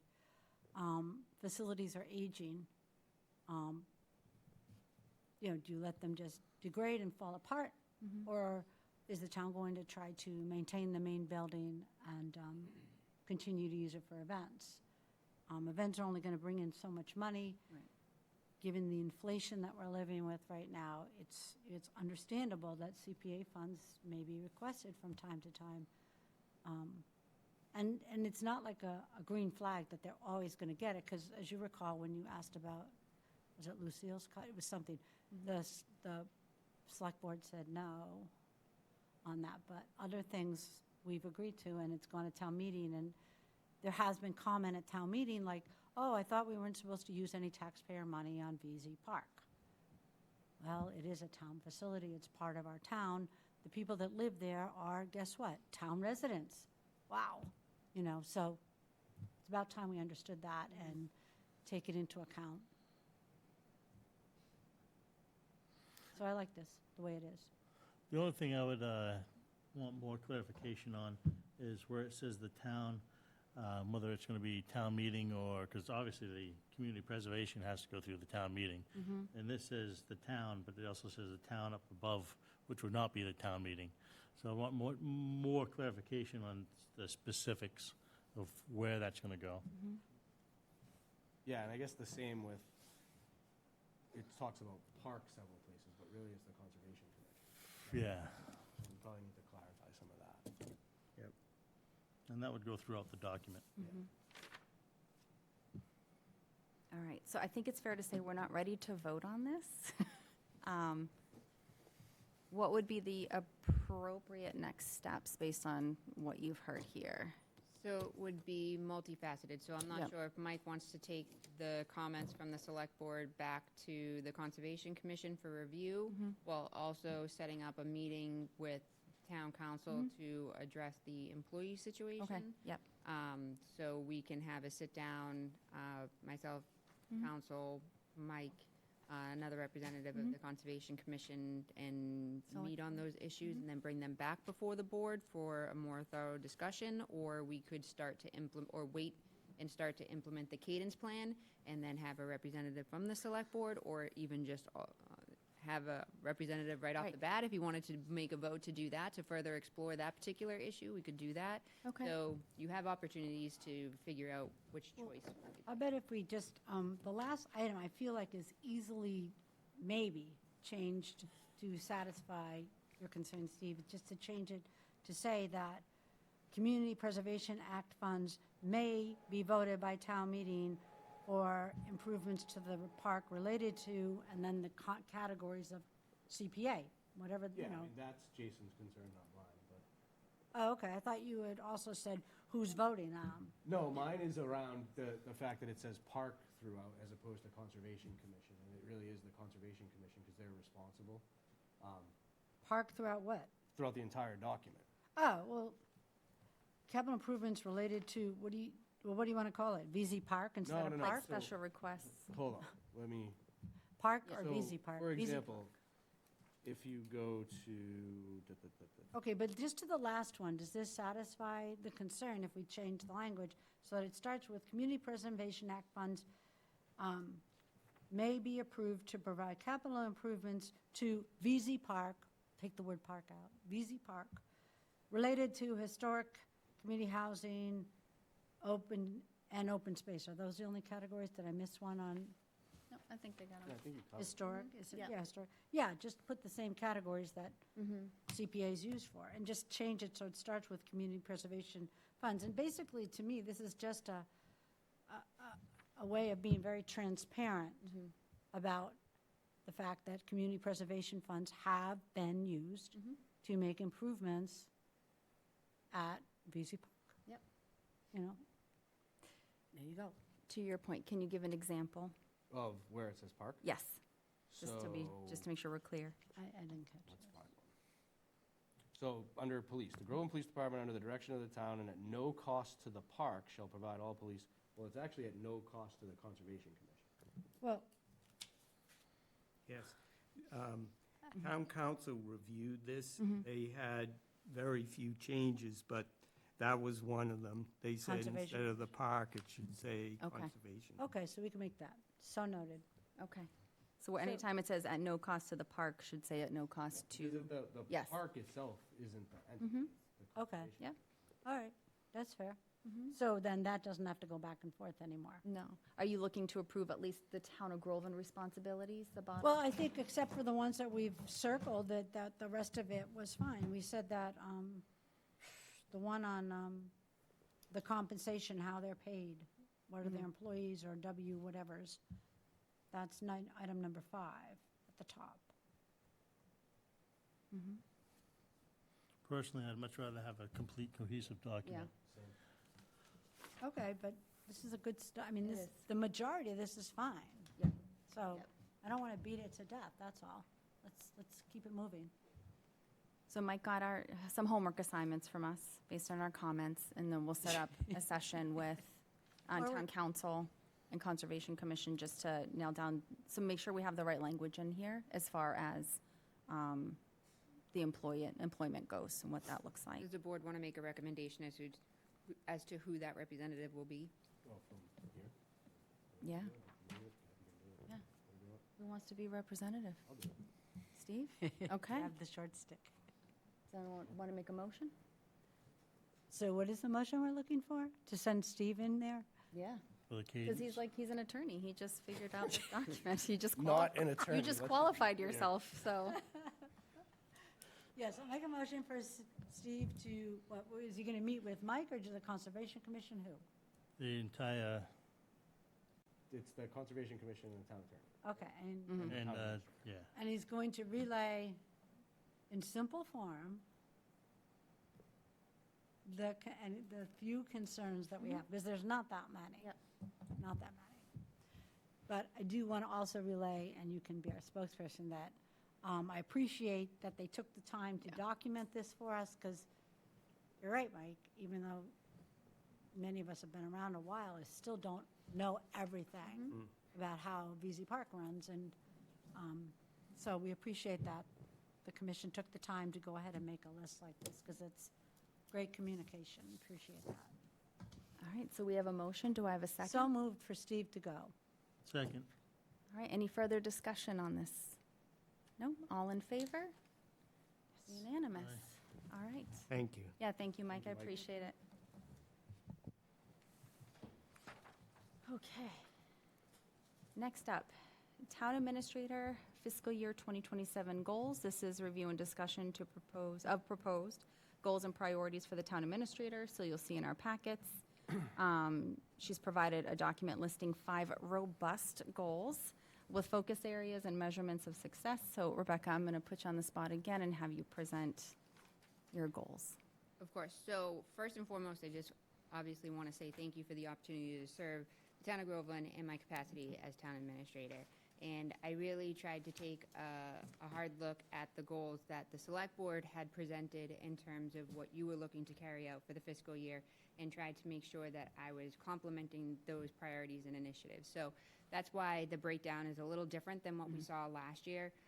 I tried to take the overarching goals that you had put in place about organizational leadership and governance, and I tried to, again, have a broad umbrella goal of providing effective executive leadership to advance the select board's strategic priorities, strengthen organizational performance, and ensure responsive, efficient, and accountable delivery of municipal services.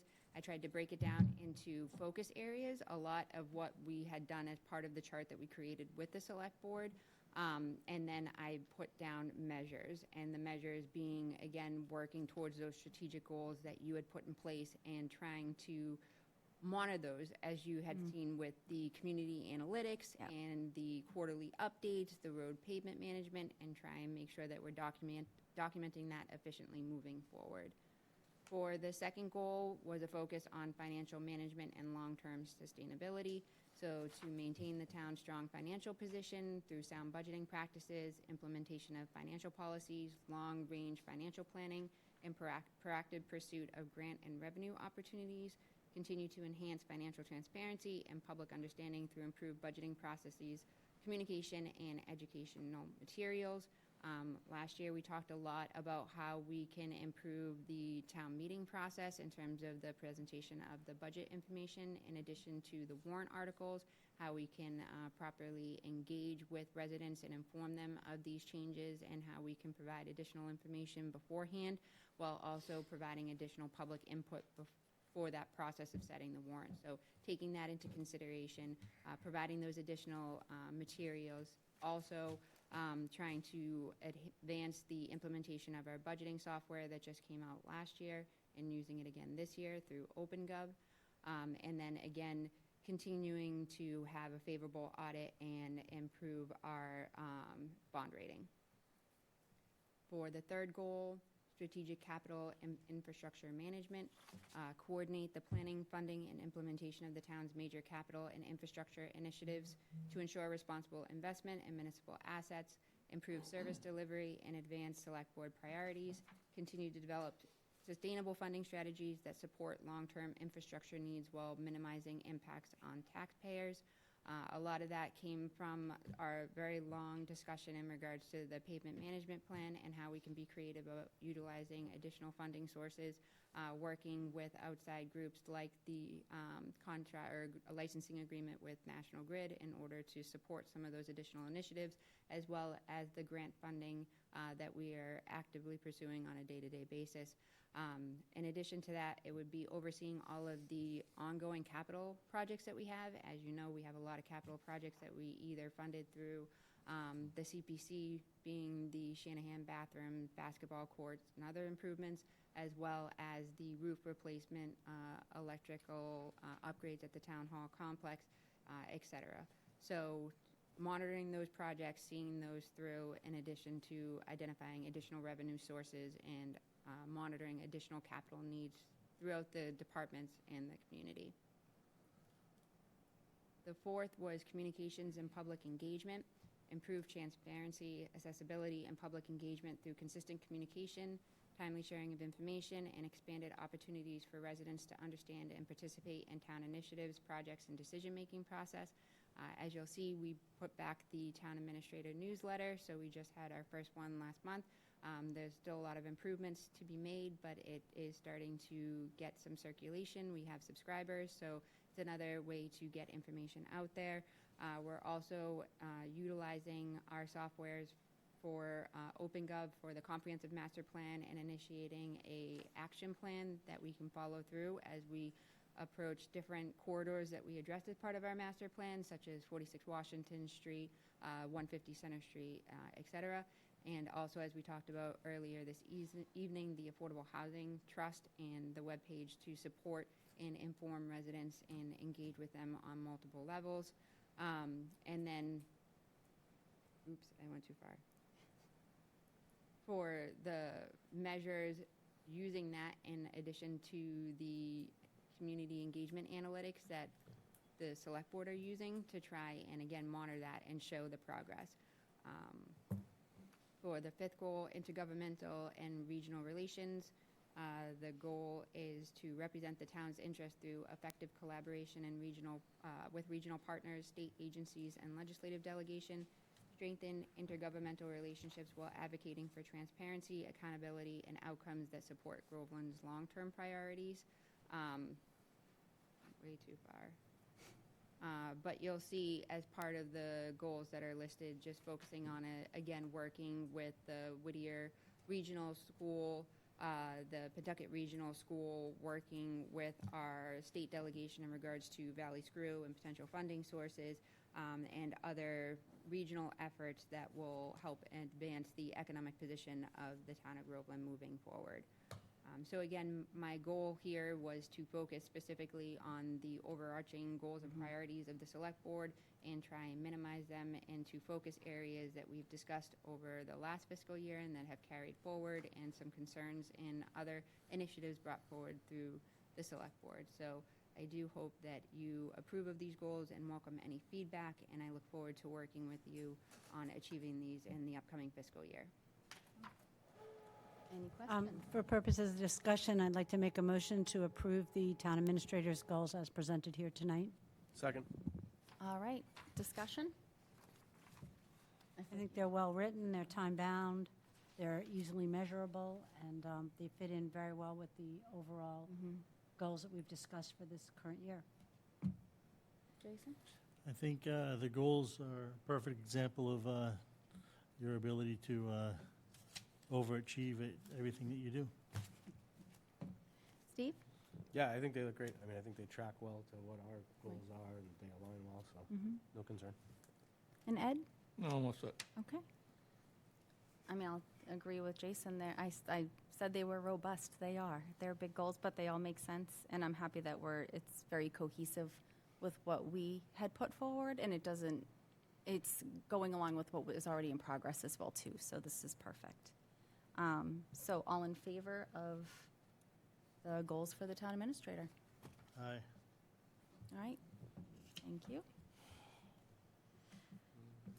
Next up, flag policy. So discussion and possible vote on the proposed flag policy. So the town administrator has provided the draft updated policy in our packets with the updates that were requested. The updates, I know one part was about voting unanimously, and then the other part, the request and approval process was added, and the flag locations, which was actually really interesting, because I was like, oh, okay. We have a lot more than what I thought, so. So for purpose of discussion, I'll make a motion to approve the draft Town of Groveland flag policy as Second. presented. All right, second. All right. And for discussion, Ed, All set. Steve, Not at this time. Jason, No, I'm good. Kathy? I think it's all set. Okay. I think we're good then. So all in favor? Good, unanimous? Okay, that's been adopted. That was easy.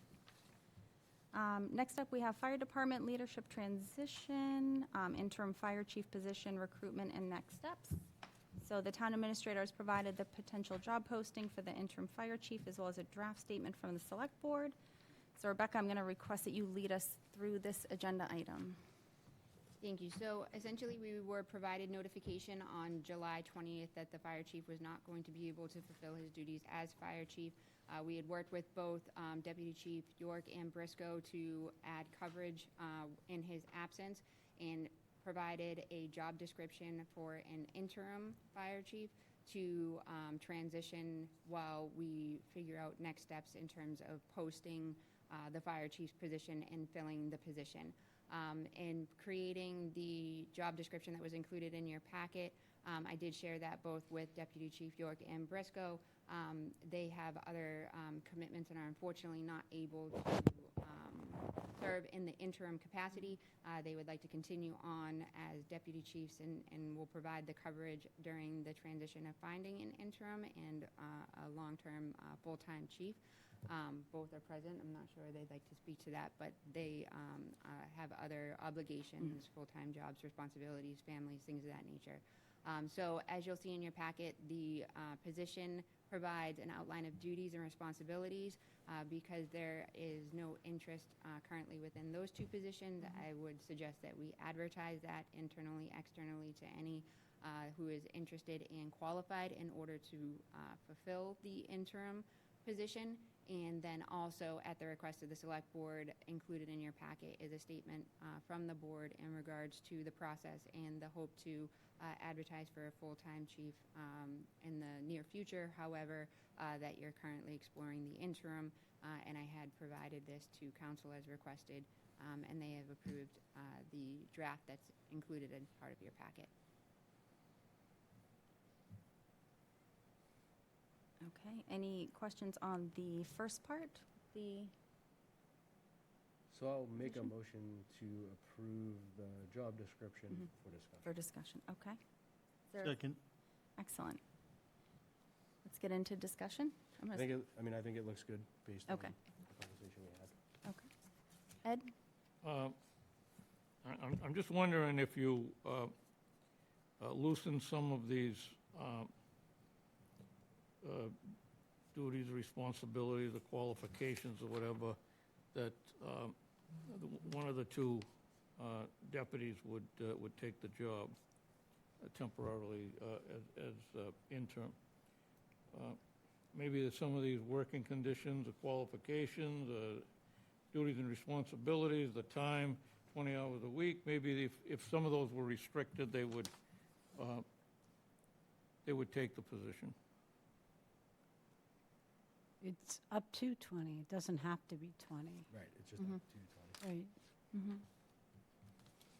right? But while we're on the discussion, this gets back to something I think that you've previously raised. I think that to be fair and transparent, we should perhaps change the last paragraph, the nature of the appointment, to say that the initial term shall be up to 1 year, just to give ourselves the space and time that we might need, rather than, you know what I mean? Because what I'm concerned about, and I thought about it just because some of the comments that Selectman Watson made, that especially if you're posting this publicly, if we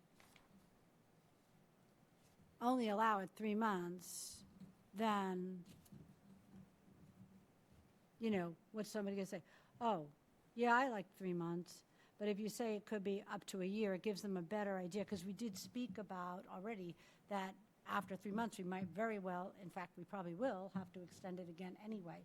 So it's an employee at will, it says so right here, so there's nothing that binds us to a specific number of months, but to be fair and transparent, to change that last sentence to read to be up to 1 year. I would hope before 1 year ends that we would have a full-time fire chief again, because that's the goal, to always have a full-time fire chief in the town. But I think that would be good. And to Ed's comment about the duties and responsibilities, it's up to the 20 hours, but I thought in conversation that there is a clerk within the police department that might be able to assist with payroll. Is that still a fact or not a fact? If the board would like to continue discussions on such, we can do so. Right. I mean, I feel like, you know, we're going to need the whole team on board for this one. You know, Chief Valentine came in and hit the ground running with the pandemic. That was a lot. So I would say we're going to need as many people helping out as are required. So I don't mean that up to 20 hours is going to do it all. But I think we're trying to make it reasonable so that someone would not feel like they had to be there 40 hours, right?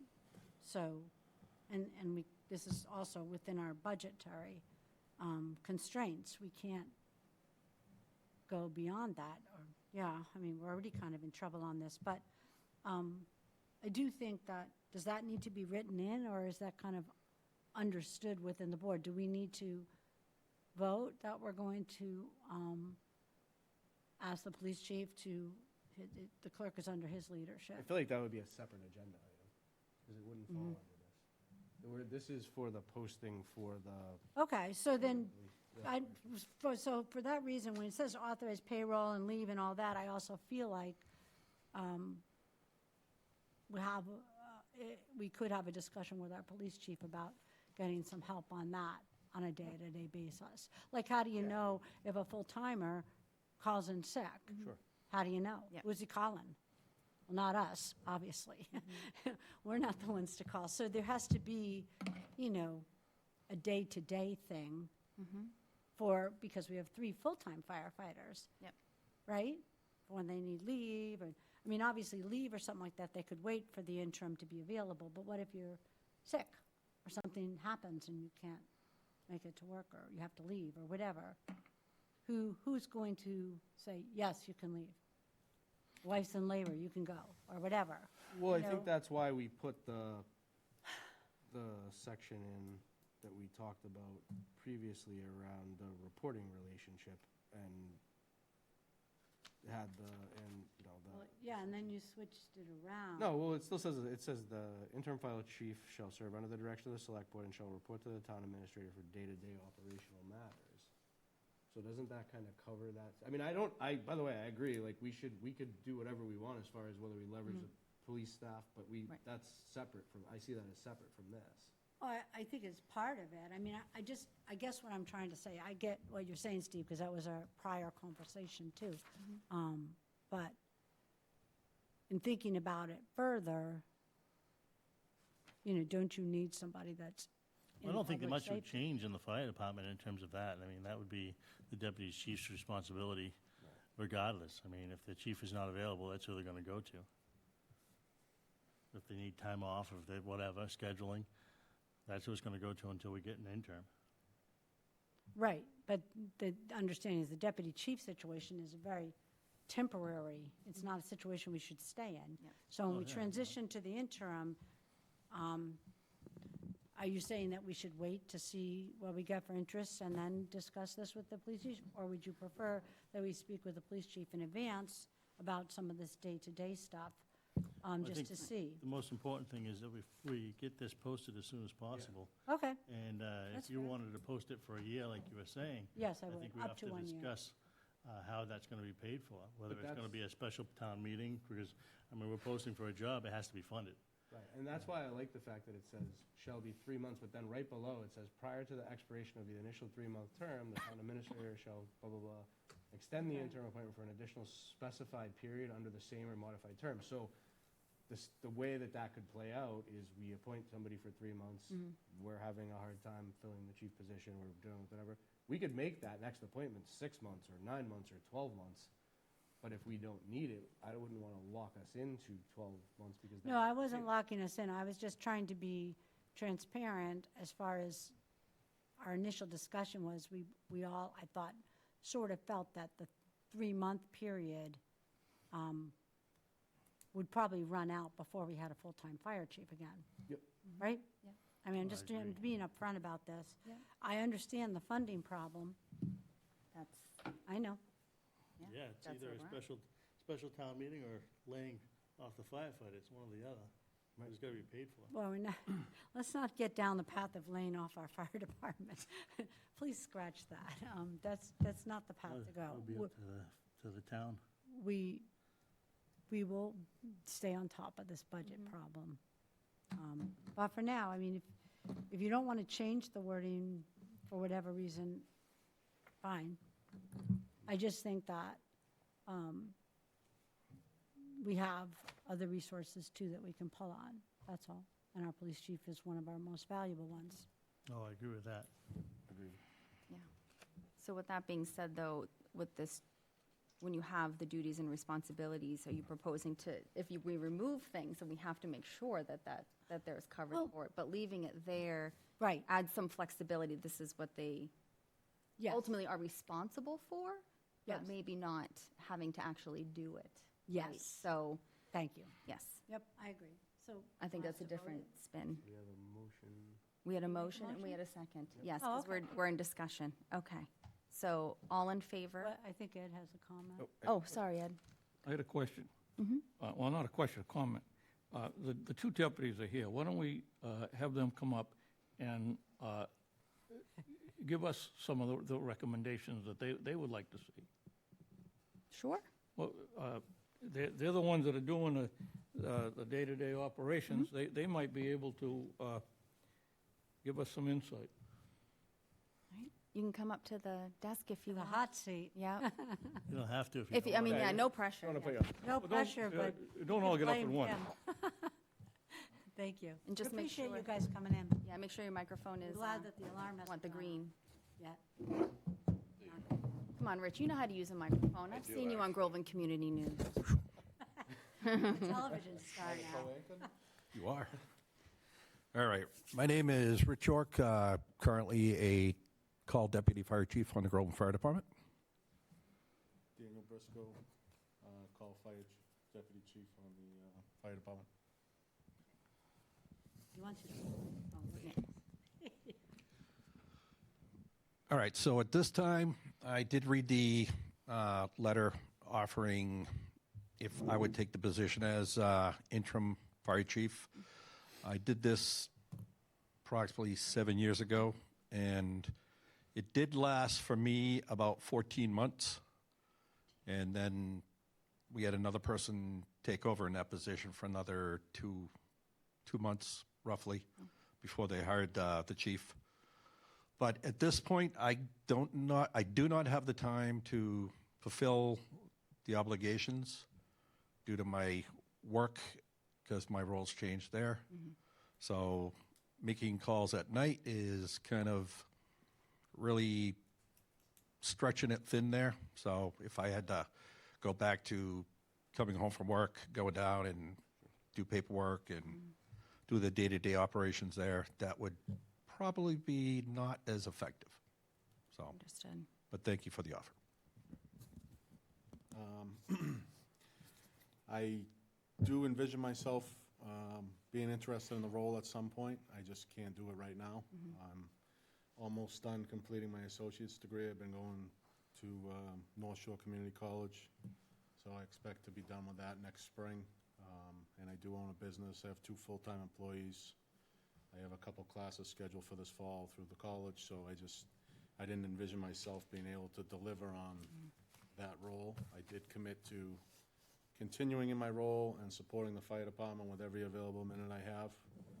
It's like a second family to me, so I committed to that, and I also committed to, if you need help interviewing for either position, I'm more than happy to sit in and ask some fire-related questions if you desire.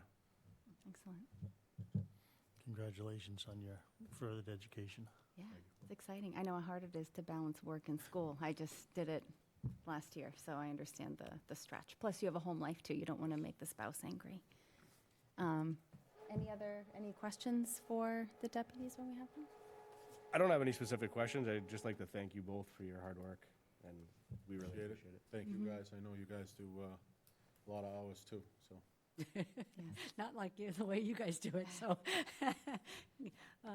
No, we appreciate the effort and holding it all together, and we understand we have to move ahead here. Yeah, no, I So- care deeply about the fire department. I Yep. don't want to see it fail, so. We have a great group of people. Good. So Did you have any? The chief's built good department, so I don't want to see it go by the wayside. So we're committed to filling in as needed. So, and I let Rebecca know I'll fill in whatever is needed up until you find a qualified person. I do think having a qualified person in the role is very important because it is a very serious undertaking to be the fire chief. You know, everyone sees the red car and the white helmet, but it's a serious responsibility. I do have a question. Yeah. So when we were considering people, assuming we're going to post the interim job, do you feel that it is important for them to be available during the daytime hours? Is that from what both of you are saying, you're limited? So from experience over the last 2 weeks, I've left my job several times during the day. Okay, yeah, this is what we need to hear. So So, that is, yes, and yes, there are okay. Questions and things that need to be tended to on a regular basis. Okay, So, you know, even the 20 hours, it's a 24/7 job. yeah. You're no, getting we calls at nighttime, daytime, weekends, you know, I mean, and then the tones go out in the middle of the night. It's a 24/7 commitment when you're the fire chief, so. Right, The interim role is obviously temporary, but once you have a permanent person, it is your life. okay. Thank you. That helps. Excellent. Ed, did you have any questions? No. Okay. All right. Well, thank you. Wait, actually, one question for you, sorry. As far as the duties and responsibilities, you didn't see any gaps with I them? added a couple. You did? Yeah, I added a couple. I was involved a little bit in Okay. the draft process, so I added in the EMT. Okay. I do think it's important that Yeah. we have an upcoming recertification with the state for our medical license. Oh, We do operate as EMTs. So that line was, I recommended, and also the initial compensation, I didn't know that we would attract a qualified candidate, so I made a recommendation around that as well. Great. I appreciate your input, because that's really important. You're Yeah, I do think it's important that living it. you get a qualified person to Yes. do the role, because there are, at a moment's notice, you could be in charge of whatever, you know? Absolutely. Okay. All right, excellent. All right, with that being said, we had a first and a second, so all in favor? Aye. All right, unanimous. Thank you so much, appreciate it. Thank you. Thank you for coming in. So the second part of this was the statement from the Select Board regarding interim fire chief appointment. So that's something we need to vote Oh, on yeah. as well? Yes, for this, okay. So I'll make a motion to approve authorizing the town administrator to post the statement that is shown on the screen on behalf of the select board. I'll second that. All right, any discussion on the statement? None? Okay, all in favor? Aye. Unanimous. Thank you. Just a statement out to the entire fire department, though, that we do appreciate any and all effort that's being made right now. We understand that people are doing a lot more than they normally do, and we appreciate that. On behalf of the town. Yes, Yes. absolutely, thank you. All right, so next up, we have review and approve updated letter to Pentucket Regional School District. Oh, wow, that was good timing. I kept waiting for the alarm to go off. Um, I'm thinking, oh. This is review and possible approval of an updated letter to the Pentucket Regional School District regarding clarification of the enrollment numbers to be used in calculating the town's assessment pursuant to the regional agreement. The town administrator has provided the proposed updated letter in our packet. Basically, the sentiment of the Pentucket towns requesting confirmation that fiscal year 2028 member assessments be based solely on the October 1st enrollment figures reported to DESI as specified in the regional agreement. The towns also recommend using a transparent calculation worksheet similar to Triton Regional's model to ensure consistency and clarity for all member communities. Rebecca, did I miss anything with that? Cliff Notes No, there? just my sincere apologies for misspelling your name in the signature line. I have updated that, and we'll make sure that it gets over to West Newbury and Merrimack with the corrected version. I'm not offended, it's okay. But just for way of background, I think that the biggest conversation that we had with the regional school district is that, so we originally had this letter before you, and the letter was essentially advocating for the use of the DESI numbers as they are reported on the DESI website.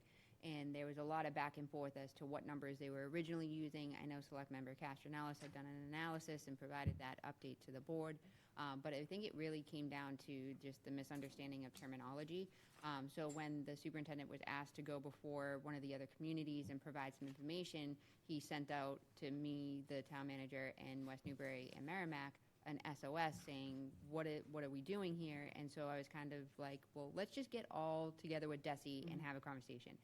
DESI didn't necessarily agree to that, but based upon my email correspondence to them, they did reach out to the Pentucket Regional School District and the superintendent personally and had a meeting with the superintendent as well as the business manager.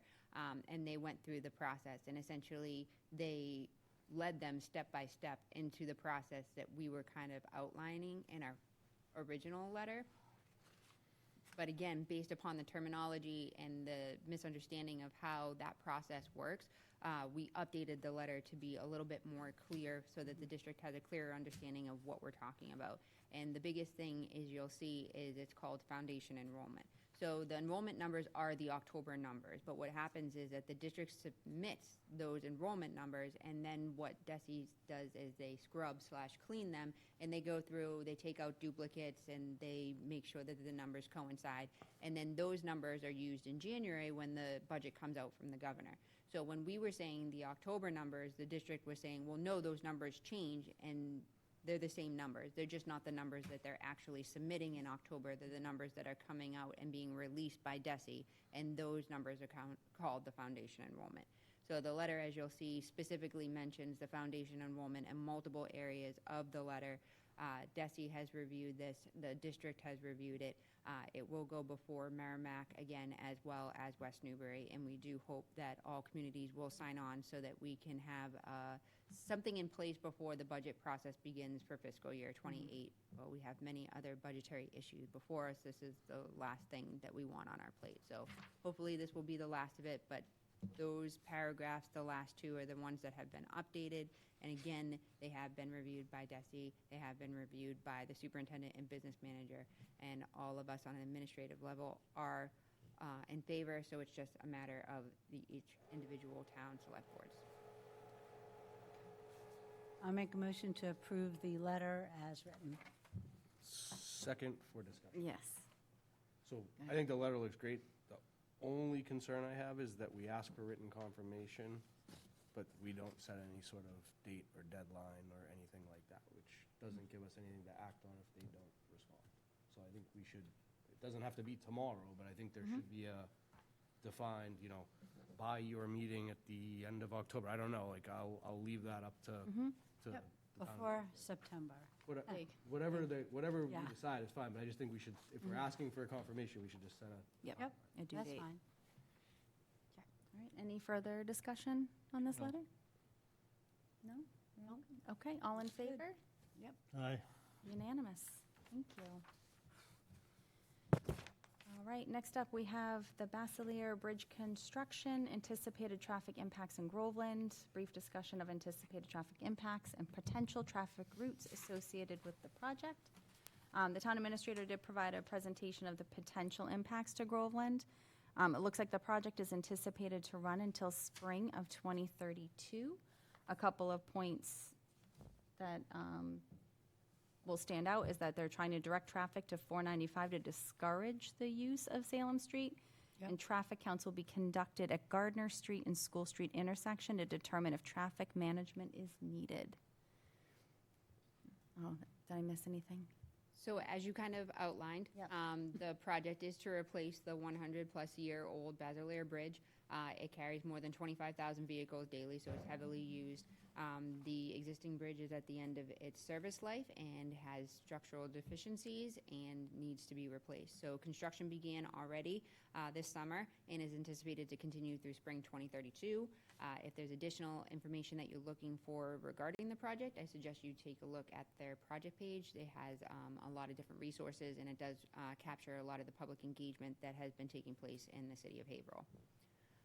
For our purposes, from a regional traffic management standpoint, that's really kind of the big issue here. And as the chair had stated, we are concerned that even though traffic is going to be deterred through I-495, there are people who will use Salem Street and cut through to go use the Braiths Bridge to cross over into Haverhill, and also impact the traffic that is coming from the Georgetown section on Route 97. So Mass DOT was alerted through their public engagement that that was a potential for residents to use that route.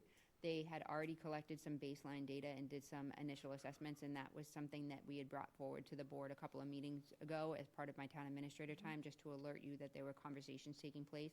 They had talked about a couple of alternative traffic measures that they could potentially put in place. They talked about potentially creating a roundabout, a temporary traffic signal over by the Gardner Street intersection to alleviate some of that backup. Nothing was determined, nothing was decided. It was all just talk in terms of trying to be proactive to see if there was anything that needed to be done.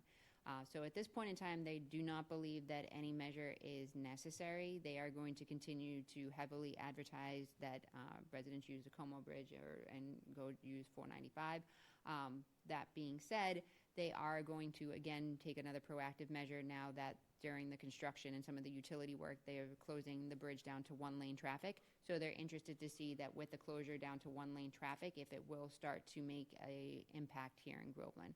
So they would like to come out to Groveland, I believe, this Thursday and just take traffic counts. They're not going to be impacting traffic. They're not going to be stopping traffic. They just want to take traffic counts to see whether or not with the closure down to one lane, there is an impact. So I just wanted to put it before you to give you a better understanding in terms of an aerial image as to what the potential impact is and how people are traveling. Route 97, as we already know, it has significant backups during peak hours, especially during the school year. You'll see again at Gardner Street, it's already very difficult to take a left-hand turn out of Gardner Street. There is an intersection just a few feet away from that particular intersection, so there's multiple things happening. You also have a bunch of side streets that people use as cut-throughs if they don't want to get to a certain area, and you have a one-way on Main Street going in the opposite direction. So there's a bunch of different things happening from a traffic perspective. So I just wanted to say, because I use that bridge a lot, and the signs have been up saying it's going to be closed at 8 p.m. or whatever, and it never is. So who is in charge of this project? Mass DOT. Okay, so I would like to ask for the schedule of when they think they're closing this bridge or one lane, because we haven't seen it yet. I use the bridge a lot. I think there's a lot of things happening with the utility coordination. So again, the timeline that they provided me, and I'm just the middleman, is that they are looking to close down to one lane traffic, which they expect could have an impact on Groveland.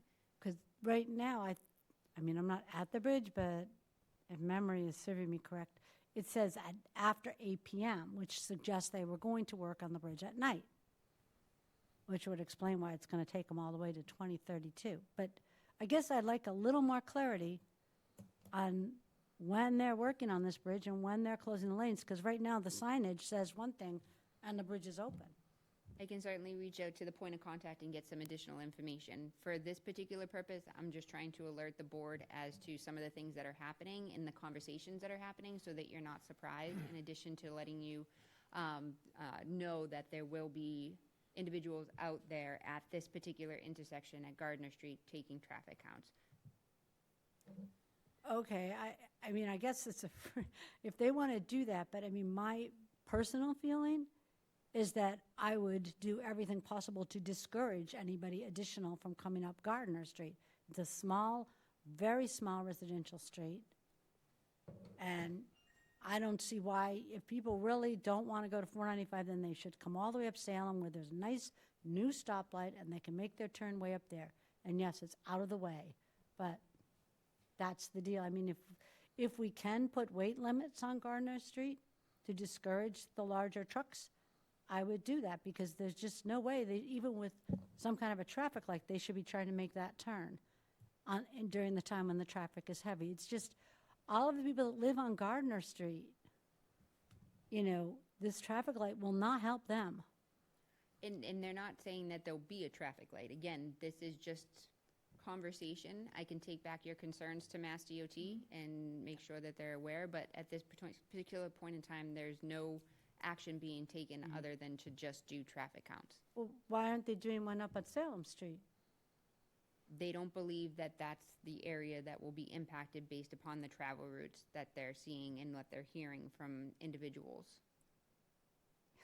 I really feel like the select board should draft something to DOT. I do. I mean, this is very big. You know what I mean? You know, exactly when the work is scheduled, can they do it at night? Isn't that what they were supposed to have been doing all this summer and they didn't do it? That's what it looks like to me. It looks like the signage said the bridge is going to close at night, and yet it was open. So I guess if the board feels that they should let DOT come in and look at that, you're just advancing it one more step. I mean, I would rather them look at it than not look at it. I agree with you, it's not the best route, but there's also limited ability for us to say, sorry, people from out of town, you can't go down that road. Like, people are gonna go the way they wanna go. Unless we're gonna close it to all but local traffic, we can't stop that. Well, with respect to like the landfill that was trucking up a lot of dirt, the Haverhill posted their smaller street, no trucks. So they all come up Washington Street. But that's a process that we have to. I know, but I'm just wondering, is Gardner Street and that turn radius properly designed for the kind of traffic we're talking about? I don't think it is. Yeah, I mean, I have the same concern about that intersection, and I have right. questions for Mass DOT, but I think at the end of the day, we also have to consider the fact that while we're fighting that battle, which we should fight, we still have to address the immediate situation, which is that there's gonna be additional traffic. Yes.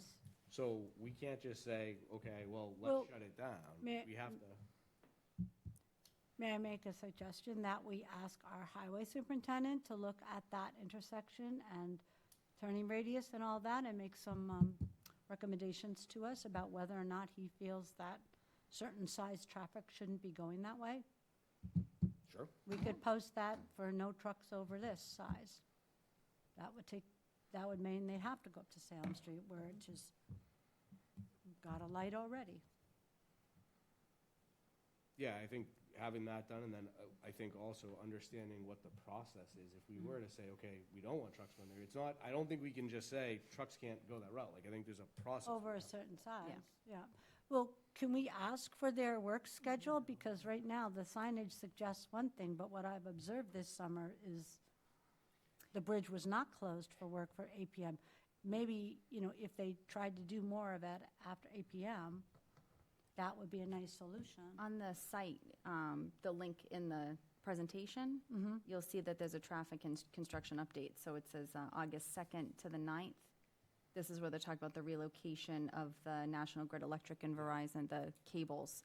And it mentions overnight intermittent single lane closures, Sunday through Thursday between 8 PM and 4 AM. At least one lane of vehicle traffic will be maintained in both directions. So it's not a Okay, full so stop. because I thought one of the signs said they were going to close it at 8 PM, and I thought, okay, good. Work No. on the bridge at 8 PM. They'll always No, have there's always one lane. Yes. Okay. So the traffic's not as bad, I mean, it's still, people want to avoid it, but. And it's already been shut down to one lane for a long time, and then they Right. did work on it, and they opened it back up to 2 lanes.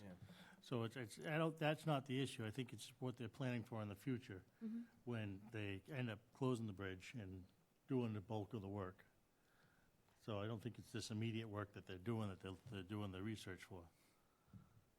Yeah, I think that's why they're establishing baselines, right? I vote no. Yeah, I mean, just look at the pushback on our own bridge, right? When it was falling apart. Was that closed completely? No, Never. no, but I mean, with- they weren't doing anything to fix it until we just, It wasn't structural, it was just till a we, surface till floor we, on the top. till we Yeah. made it, till we made it obvious difference. that we were going to be involved. Oh, no, I meant when we replaced the bridge. Right, so can we get from DOT the schedule that they're planning to do? Can we see something more than, by 2032? I'd like to see what they're All planning. posted. It's all- posted, yeah. that's Okay. what she just Yeah. told you. So if I go to that bridge and it's not restricted, that would mean what? They decided not to work that night? Yes, because I say Okay. it's Fine. not all the time. Not all the time. We may They be gave an working this email night, address too. Or we may not be working this night. Until 2032. Could I ask 2 questions? Until August 9th. For the town Sure, administrator? yeah. So I have, if we're gonna be asking questions to MassDOT, I have 2. So in the presentation that you showed, it says data will be used to assess whether measures are warranted. Can we get more clarity on what they're looking at and what would trigger more things being warranted? Because saying we're gonna look at data doesn't tell us anything. Like, what data specifically? Is there a specific volume threshold they're looking for? Is there a delay at the bridge, like making that turn that they're looking for? I'd like to understand what they're evaluating. I believe it's from my initial conversations with them, it's all of the above. So they're looking at how many people are utilizing the intersection, the backup along Route 97, the direction of travel, where they're coming from, and then in addition to the radius and the turning up in that intersection. And then you said they're gonna do some of that evaluation next week. They would like to do it on this Thursday. So I would like to strongly recommend that they do it again after school starts and Thank you. I don't want them to do it until I school's know. good. That's going to be my recommendation. because just said it. it's always gonna be less in the summer. And It's so n- come it's back in nothing September in or the October, summer do it compared. again, because otherwise you're getting data that doesn't really tell the real story. So, And has there been any just one more question. Has there been any conversation either with the highway department, police department, about whether we're concerned about some of those other side streets in that area? Because there's a lot of walkers down there, a lot of bike riders going to school. If we've got trucks and all that driving down that way, like I have significant concerns about that. So have we had those conversations yet? So we haven't had those conversations. So essentially, as I mentioned in the town administrator time a couple of meetings ago, I was alerted by a Haverhill resident that they were looking at potentially putting a traffic signal in Groveland. And at that particular point in time, I said, wait, this is brand new information to me. What do you mean we're going to be putting a traffic signal in Groveland? They didn't like the one we put at Salem Street, so we can't add another one. So at that particular point in time, I reached out to the MVPO and our contact, because we are a member of the MVPO, and they had said this is part of the Basileir Bridge project, and I had said, all right, well, I'd like to get some additional information. They put me in contact with Mass DOT. Mass DOT then reached back out to me after a while and said, oh, this is what we're thinking. Nothing is identified. I said, well, again, you can't have these conversations without inviting us to the table. I'm not asking for you to ask for my permission at this particular point in time, but if you don't tell me what's happening, you're only going to set yourself up for failure down the road, and I have a board that I need to respond to and residents that I need to answer their questions, so I need more information. So they put me on a call with the mayor of Haverhill as well as the Mass DOT team and kind of walked me through exactly what I mentioned to you, that they had already taken some initial data. They were talking about a roundabout. They were talking about a traffic signal. The traffic signal seemed to be the most benefit. They talked about the rating of the intersection, the turn radiuses. They talked about how they're not ideal based upon the crosswalk location going over to the other side, how people are going to use the side street if they were. So we talked about all the traffic concerns. I brought up everything that you had mentioned. I said, you need to take it during the school time. It's a different setting in there. You need to understand that you cannot block off or turn any of these small streets into one-ways or anything of that nature. It would be a detriment to that particular area. It is heavily traveled. There's a lot of pedestrians. There's a lot of walkers walking to the trail.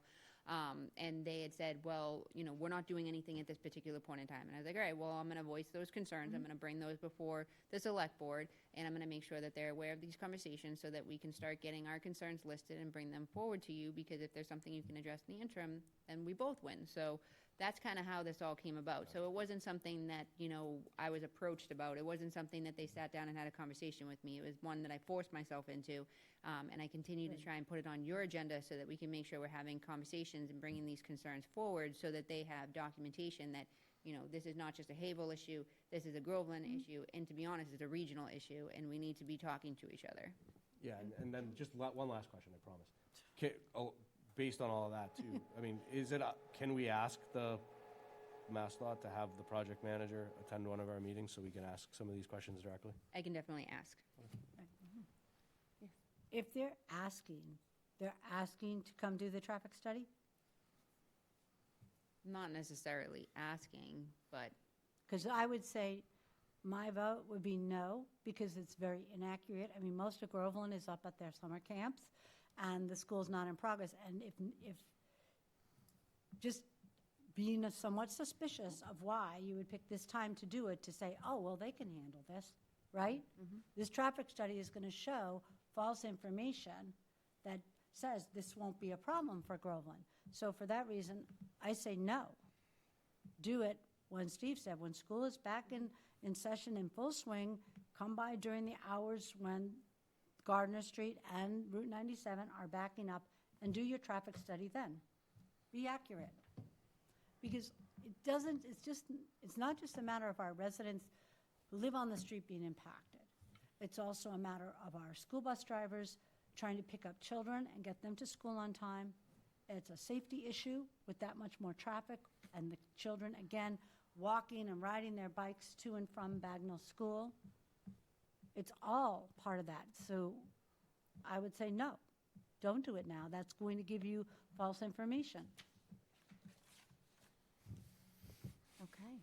And then if we were to look at putting the no truck sign on Gardner, and how far we'd have to extend that to prevent trucks from getting to Gardner, I do believe that would require an actual traffic study, an engineering and traffic study to determine if the restrictions such as weight limits or no trucks rules is legally justified and safe. So if it's something that we would like to do, it would be something that we'd have to start now. The government is slow. Well, anything we can do to help our residents, I'm all for that. But I'm definitely opposed to them doing a traffic study during August. That's inaccurate. Ed? I think I think we've seen about as much traffic as we're going to get. Right now, I think the people are coming down 97 out of Georgetown, and they're going across the Groveland Bridge. I think they're already avoiding going over the Basilia Bridge. I don't think you're going to see any more traffic. Sometimes in the afternoon, and it doesn't matter whether school's in session or not, you try to come out of Gardner Street, I call it the lower end of Gardner Street, and the traffic is backed up to the crest of the hill. And it happens every day, certain time in the afternoon. But don't forget, the same thing happens in the morning when you have a steady stream of vehicles coming over the Groveland Bridge and heading towards Route 95. And at that time, you find it very difficult to get out of Gardner Street. So I don't think we're going to see any more, or much more, because they're already here. And it's already causing a backup. But it subsides pretty quickly. Maybe a change in the timing of the lights on the Groveland side of the Groveland Bridge, to pull the traffic through a little bit quicker, and delay on 113 the light coming from West Newbury way.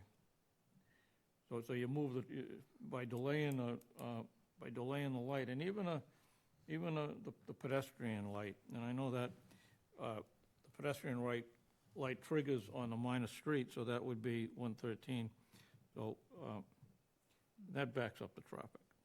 So I think that maybe check into the changing of the cycle on the lights might work.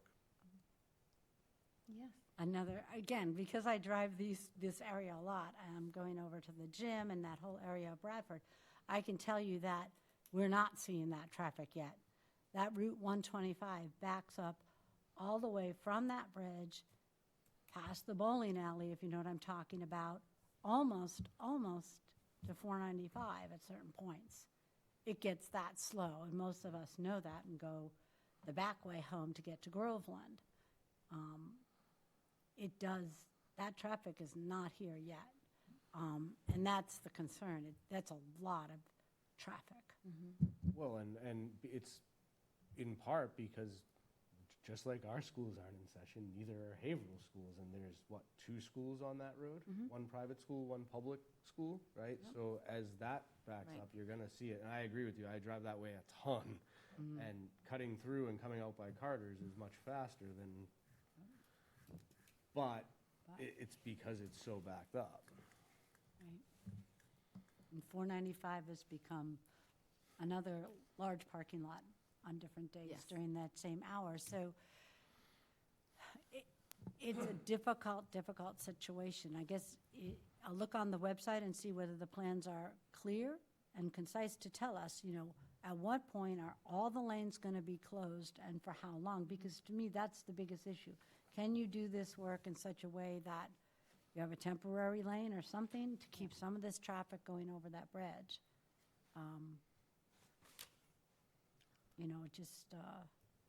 The roads around here aren't equipped to absorb that kind of traffic. But to Ed's point, the regular backup that we get, if, maybe they should look at the timing of, because there's 2 lights, there's our side and then the other side of the bridge. And it does back up over the hill.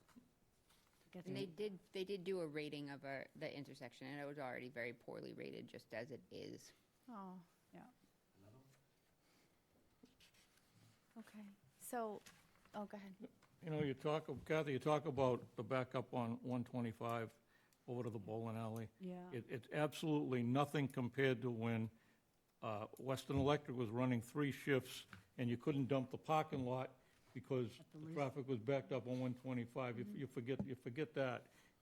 But that was happening a couple times a day. It was happening going in and coming out. And at the same time, Route 97 in Haverhill, it was always backed up from Salem, New Hampshire, into the city when they when Rockingham Park was running, and they were going up there for the races in the afternoon. So the traffic is nothing like it was back then. So outreach to Mass DOT. So I have my takeaways, so I Okay. can share your concerns with Okay. Mass DOT, see Yep. if they can provide some additional information if it's not already available on the internet, if they have a more detailed schedule, and then report back to the board Yep. with any additional information or any answers to those questions, in addition to seeing whether or not they would have their project engineer or project manager or project outreach attend one of the meetings just to have a conversation. That'd be great. Yeah. And then as far as Arthur and the police chief go, do they have any concerns with this that you're aware of? So I have talked briefly with Arthur. He's interested to see what they're Okay. providing for data. Yeah. And I have not talked to the police chief. I think Okay. it mentioned it maybe in a conversation, but we never really had a sit-down Okay. conversation. All right. We all good? Kathy, you good? Hey, Calm now. I'm going to see you with Calming the down. protest sign at Taking the bridge. long deep breaths. Okay, good, good. All right, on to some better news here. We have appointments and resignations, so you want to go ahead and go through, we have 3 sets of appointments and 1 resignation.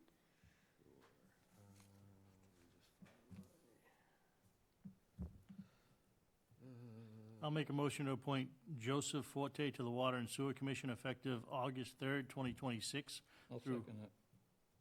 Okay, any discussion on that one? No, None? just a thank you to him. All right, all in favor? Unanimous. All right, next up.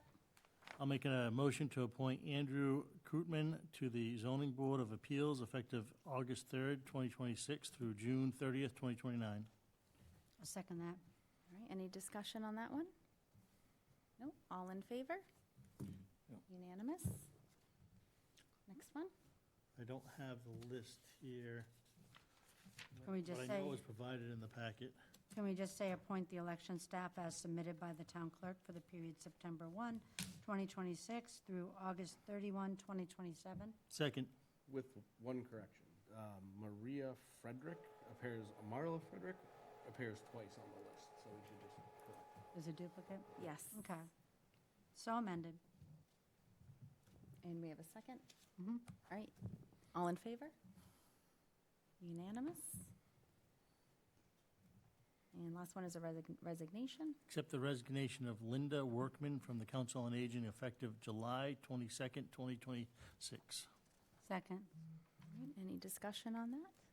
I'd like to thank her for her Yeah. dedication and work on the Council on Aging. She's been pivotal and has provided us with the great information, so thank you, Linda. Awesome. All right, all in favor? Aye. Unanimous, thank you. Next up, we have approval of the minutes, July 6, 2026. Steve, you were absent. I'll make a motion to approve the Select Board meeting minutes from July 6, 2026. I'll second that. I did notice 2 typos. in I noticed one typo. Okay, we want to go first?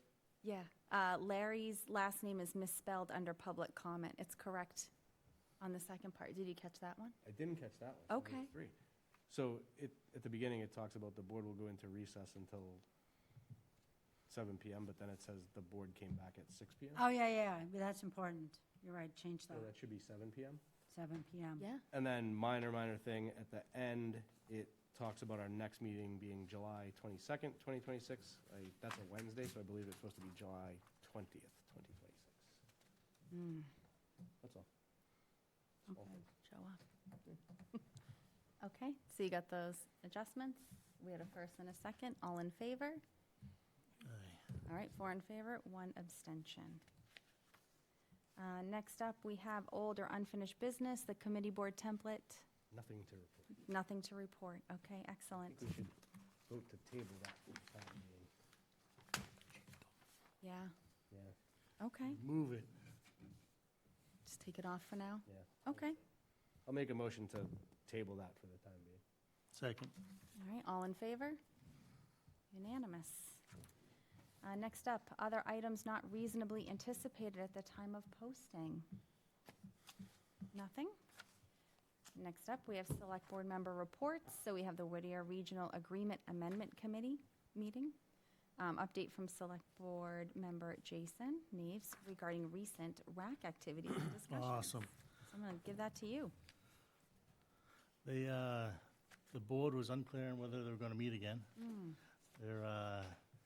They are going to submit a draft that is only going to include the recommendation for per pupil capital cost allocation, appropriation, because the final vote on that did not meet the two-thirds that the committee was looking forward to make that happen. Kathy, you were looking for a weighted way that the votes were going to happen. It was proposed that the weighting be presented in a manner that reflected each community's operational expenses to the school without state aid. So student count. Not the student count, because Haverhill doesn't pay the same that we pay per pupil to the school. Oh, you're right, because of the minimum required. Is that what you're Because of saying? the Chapter 70, The minimum required contribution Yes. is the first step. Yep, okay. and so Haverhill would be 44.5%, their weighted vote for the 68% of the students that they send. What? No. Say that statement one more time that you just said. You said it was student count. No. The amount of operational cost that that each individual community pays. Yes. Would be what? So Haverhill pays 44.5% of the operational cost. You're talking about capital cost, No, operational cost. the operating budget. Mhm. The first step is the minimum required contribution, and then it's distributed based on student count, which is, they have 68% of the The students. total amount that they pay, minus the state aid, is 44.5%. Yes, but that includes some capital in there, because they've never had to run an override for capital needs, like when we replaced the roof, when we did the septic system. There is capital allocation in the assessment that we get. Right, but this is local receipts for their operational costs, so this is how much they pay. Haverhill That- pays Right. but 44.5%. And what I'm trying to say is, I believe that we need to look at that to see if it includes We capital. need to look at it for a lot of different reasons, but. Oh, okay, yeah. it's But not if it fair. includes capital, that capital would be distributed among all the communities equally. Would that be a correct statement? No, it would be distributed according to the regional agreement, which means it's distributed based on our total student populations, because that's the Right, but agreement. it would be the way that it is now, like any capital. I guess what I'm saying is, it could be that they're paying 44% because of their minimum required contribution plus the capital cost, and that would, because they have the income impact. Right. That's where they are. And you're saying they want the weights for the voting on the school committee, That was the suggestion by Rowley. Rowley. What did Haverhill think of that? Haverhill was okay with it. But it didn't really get much of a discussion because right under that, he was very adamant about having per pupil allocation for capital costs, which Haverhill is against. Yes. And so that's when everything went south and the meeting ended and there was no clear determination whether we're going to have another meeting. And so as it sits right now, as far as I know, this is what's being presented to the school committee. But there's no real vote to send it. They're just sending this because people don't agree.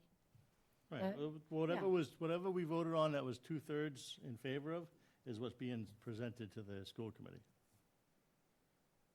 And then the school committee will take it and do what they wish with it.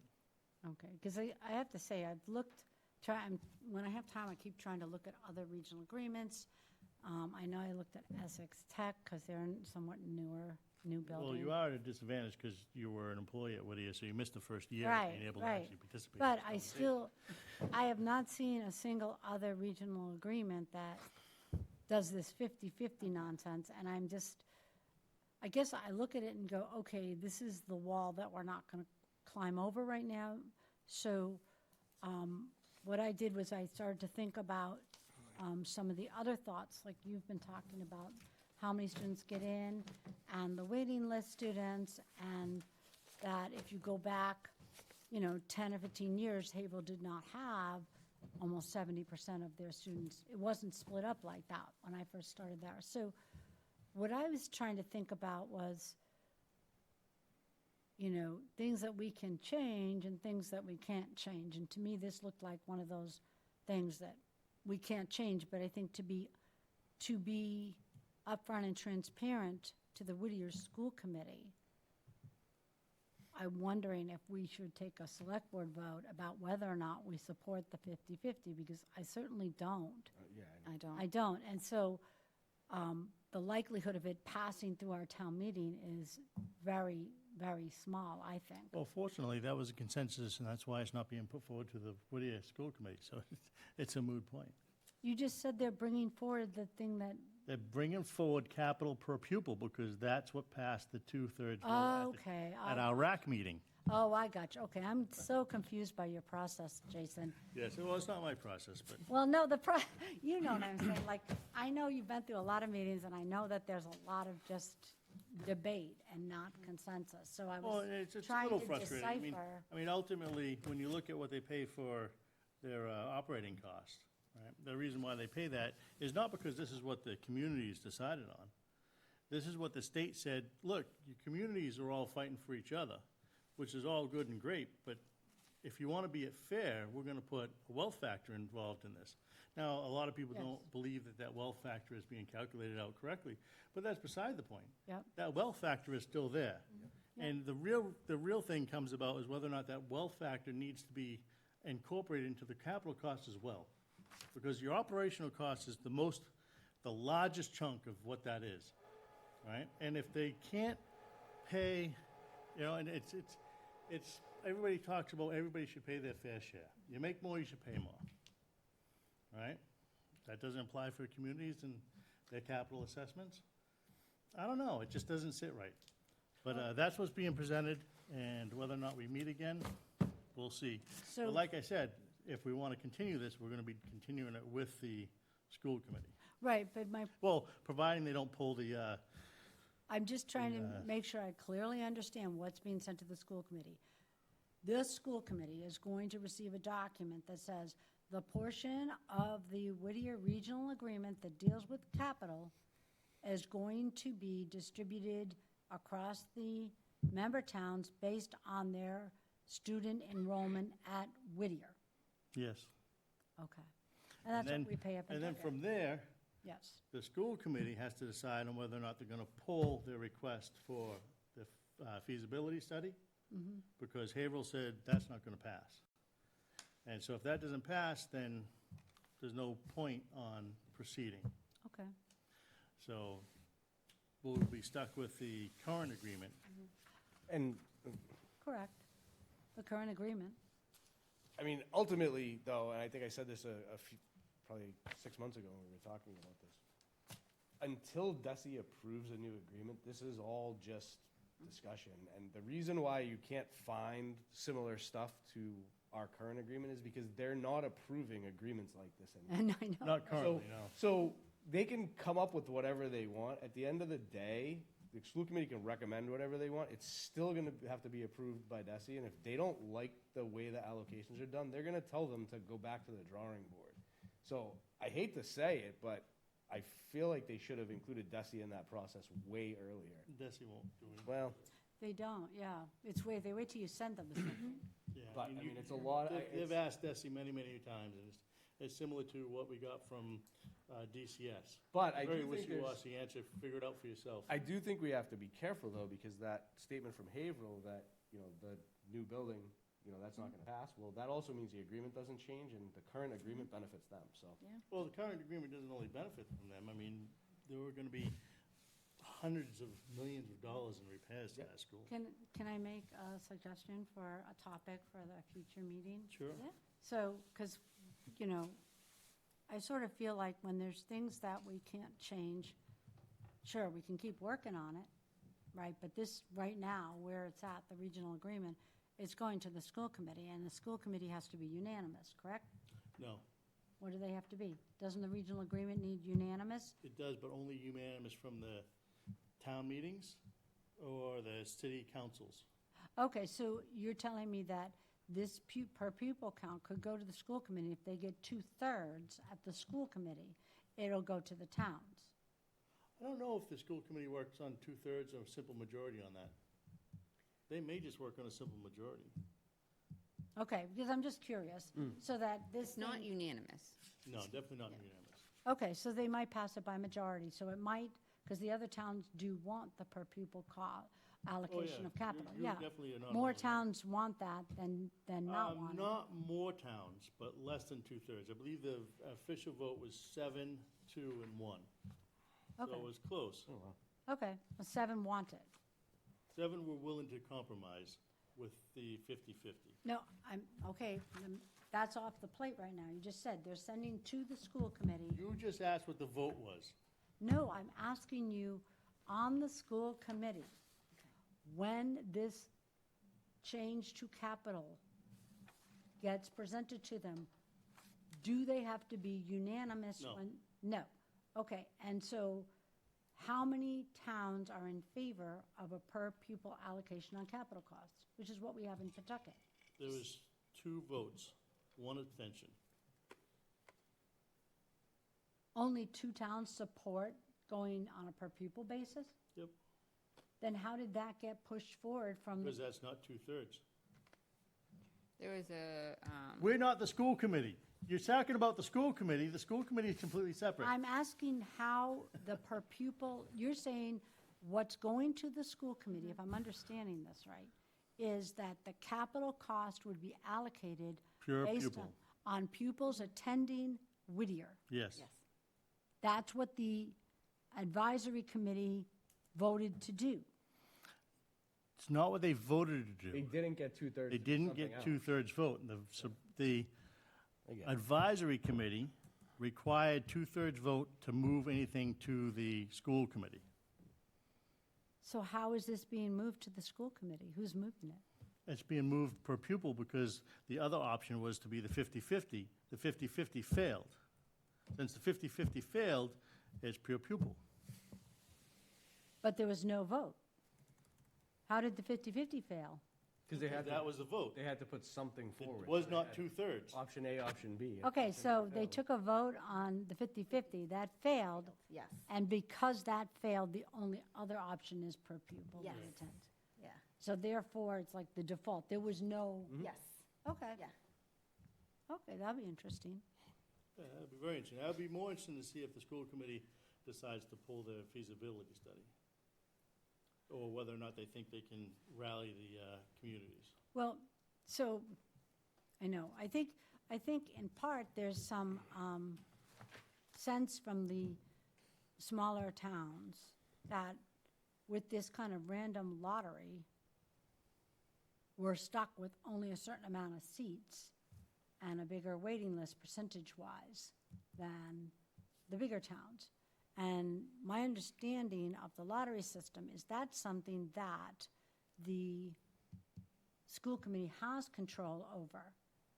So I was wondering if any members of the board here would be interested. I did take a run at what would the lottery look like if, instead of having it just be random based on a 10-year average, which the 10-year average is based on the old way of accepting students, which we know had some bias and some political pull going on. So now that they've moved to a new system of accepting students, what if you looked at some other factors to connect the number of seats that you have at Whittier to some part of what we pay or how our student population is? And so I did a spreadsheet on it, and I think it's interesting, at least. I just didn't know if this is something that the board would want to look at, because one of the things it might do, if this was something that wanted to be considered, is we could put it forward and say, we'd like to see you look at this lottery system under this kind of a weighting which connects it to what's going on at Whittier, so it's not just such a random event. It would lower our waiting list and give us more seats. And it does connect to current things at Whittier. At least there's a tie-in to how they're accepting students. Yes, I don't know that they could weight the lottery in that fashion, but I know they can allocate the seats in that fashion. I looked up what constraints are on the lottery system, and I think they have quite a bit of leeway, I think. It was a new policy last year, though, that they adopted. Right, that's the lottery system. Yeah, but I thought they couldn't, that's why they changed the weighting, was because. of Well, that. this Okay. this is still a lottery. This is just, instead of using the 10-year rolling average, use something that connects to the population in the town. So if you assume that, for the most part, all the member towns in Whittier have some similar common things that we do, that we believe in, that we like, then you would assume that there's a similar percentage of students that might wish to attend a VOTEC high school. If you make that assumption, then you go the step further, you say, okay, every town should be allocated a percentage of their total student population as available seats at Whittier, connecting it to current events that are going on right now in our town and allowing for there to be growth in the number of seats if you have growth in your town, which we certainly are going to have. But it just, rather than looking backwards, you'd be looking forward. So it's, if no one is interested, then I can just pursue on my own, you know. Well, like I said, I mean, I think the easiest way to do that is just to tie it to your capital assessment. I'm talking about if you're When able. there's capital assessment changes, if Jim? it changes. Do you remember what you talked about, like this break-even point when we get more seats and then suddenly things kind of Yeah, it's shift? 55, I know that. This would move towards that mark. Yeah, so would making your seat allocation match your capital But, allocation, because your If- capital allocation is based on your student okay, population. so is this something we want to have a future discussion on? Because, Absolutely. okay, so then we'll bring it forward. Okay, so that's all I'm asking. Okay. But thank you, Jason, for clarifying. This is confusing. Yes, I think you can make it a lot less confusing. Okay. I think we're done with that conversation, right? Yep. Okay, great. How about some town administrators' time?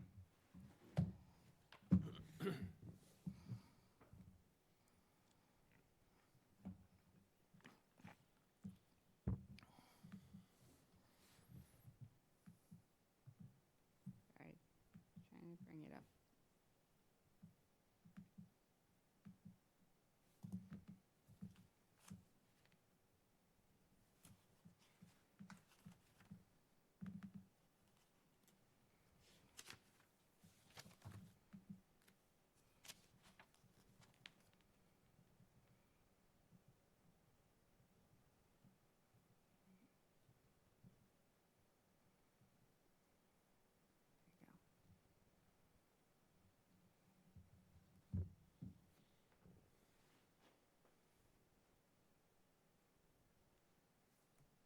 Right, so just a couple of updates.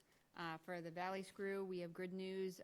As I had mentioned in my latest biweekly email, the Mass DEP has submitted the claim to the EPA. The EPA has acknowledged receipt of the removal action request and are reviewing documentation, and hopefully we will be coordinating an internal meeting to discuss next steps. For the Route 113 calming project, just to let you know, this week you should see the delineators get put out in the middle of the roadway. They will do their final traffic counts, and then they will provide a final report with an analysis and findings of the recommendations and the project as a whole. Once we have that documentation, I'll be sure to share that with the board. Another administrative update is just to let you know that just today we received the annual town meeting review from the Attorney General. They accepted Articles 6, 8, 9, 10, 11, 13, 14, 15, and 16. On Article 7, they added no comment because they are exempt from reviewing such under the law. Article 9, which was the kennel licensing and to update the bylaw to be compliant with Oliver's Law, There was only one comment in regards to the clarification of the meaning of compensation as put in the in the general bylaw. Just to go back and let you all know, none of the general bylaw are effective until we satisfy the posting and publishing requirements under the law. So now that we have the actual ruling, we'll be able to do so. The one bylaw that we anticipated having potential some problems, we found there was more problems. It was around the marijuana bylaw that we had enacted. So they partially approved what was submitted, specifically allowing marijuana retailers in business and industrial districts by special permit, adding marijuana established to the table of uses for industrial districts, and imposing new requirements on marijuana establishments. What they did not approve was the definition of medical marijuana treatment center and marijuana delivery operators, because they conflicted with the CCC regulations. So we need to revise these definitions to meet state law. So their recommendations is to consult town council to update the disapproved sections to ensure all requirements, such as the water use and buffer zones, which was an amendment made to that article, are not unreasonably unpracticable, and are consistent with CCC regulations, and correct typographical errors in the definition of independent testing laboratory. So we'll be taking care of that, and we'll be reporting back to the board, and I will ask the chair to put the memo on the next agenda. Other administrative updates, we do need another ZBA member. As you saw this evening, we did appoint a member, but we still need one additional member to have a complete board. So we are asking any interested residents to apply, and to just send in an email or to use the website and fill out the form that will get sent to me, and we can include it on your agenda to get appointed. And then also, I received notification from the town moderator, Joe D'Amore, that he is not going to seek re-election in terms of his role as moderator. So the April 2027 meeting will be his last town meeting. Joe has asked to come before the select board and make a presentation to the board in regards to his years of service and things he's been able to accomplish and what he hopes to accomplish at the upcoming town meeting. I think this would be a great opportunity to discuss recruitment and interested candidates for the next town moderator. For somebody who is interested, they could potentially shadow Joe through the annual town meeting process for 2027, which would be a great insight into what type of work you would need to put in if there was any interested candidates. So at an upcoming agenda, we'll have Joe in before the board to discuss in a little bit more detail. Other updates, as you see in your correspondence this evening, the COA director has submitted her resignation. She will be leaving at the end of next month, so September. Alyssa has been an incredible asset to the town and has transformed the programming and opportunities offered through the Council on Aging, and I wanted to take a moment to thank Alyssa for her dedication, leadership, and all that she's done for the town of Groveland, and we wish her all the best in her next chapter. And then just to let you know, another agenda item that will be coming before you is map 8 lot 4L on Wood Street. So working in coordination with Mike Dempsey on the Conservation Commission, as you are all aware, the town meeting had approved the acceptance of this particular parcel in Article 97. That requires a process through the state legislature. So Mike has drafted a letter and had provided me some documentation. I'm reviewing it and adding some additional documentation that will go before the board to review. Once you approve, you'll sign. We'll send that over to Senator Tarr as well as Representative Ramos and get that process initiated. Administrative updates, as you've seen, the Bagnell Elementary School, the entryway improvements are still in progress. The curbing is in, and already just with the curbing, it looks substantially better. We're very eager to see this project completed. In regards to the Bagnell basketball courts, you'll see that the demolition is completed, and they are now adding the additional soil grading, and we'll be seeing the installation of the top coat next. Upcoming events and administrative approvals, planning board meeting this week, zoning board meeting, GML Utility Services Cooperative is meeting this week as well, and then the Library of Trustees is meeting next week. Field use permits, we did approve 2027 field use permit 3 for the Groveland Youth Soccer for Shanahan Field for their fall season, as well as 2027 field use 4 for the Pawtucket Youth Soccer for their use of the Shanahan Field for their fall season. For procurement, we have mobile phone purchases, MyMap agreement, air quality testing, and gas rate agreements. Projects in progress, nothing has necessarily changed in terms of what we have listed out here. For community preservation, as you saw, the Bagnell basketball courts are in progress. The bathrooms at Shanahan and Washington Park, we have initiated that process with the installer to select the different features that would be required. Still waiting to hear from the CPC in regards to the initiation for the other projects that were approved in 2026 town meeting. For grants, we did hear unfortunate news from the dams and seawall that we did not receive the Salem Street and Pleasure Pond Dam grant that we had applied for.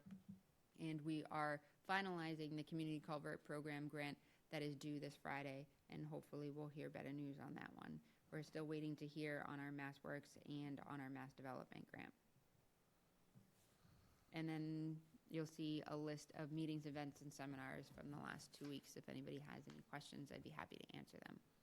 Oh, and I did want to unfortunately end on a very sad note and let you all know that Richard Danforth, who is our plumbing and gas inspector, unfortunately passed away this week. So we will be advertising the position, but I did want to say that we're very sorry for his loss and extend our condolences to his family. Rich has been a pillar in the community for quite some time. His family is very well known, and it was very sad news to hear of his passing. All right, any questions for the town administrator? Nothing? Good. Okay, thank you so much, appreciate it. Next up, select board time. Time to make statements, propose future agenda items, or congratulate residents or teams on accomplishments. Ed? No, I don't have anything. Okay. Steve? I don't have anything tonight. Jason? Yes, I would like to thank Bill Green for his speedy response to the big hole that had developed over on Main Street. Oh, great. Kathy? Nope, I already mentioned a future agenda Yes. item, so Yep. I'm good that way. Got it. All right, so last up here, in our packet, we have correspondence. We have a letter from Newburyport City Council to the Mayor of Haverhill regarding sewer overflow concerns. There's also an update from the Healy Driscoll administration concerning Merrimack Valley in Haverhill sewer overflow. And we also have the resignation of Alyssa Lee as Council on Aging Director effective September 30th, 2026.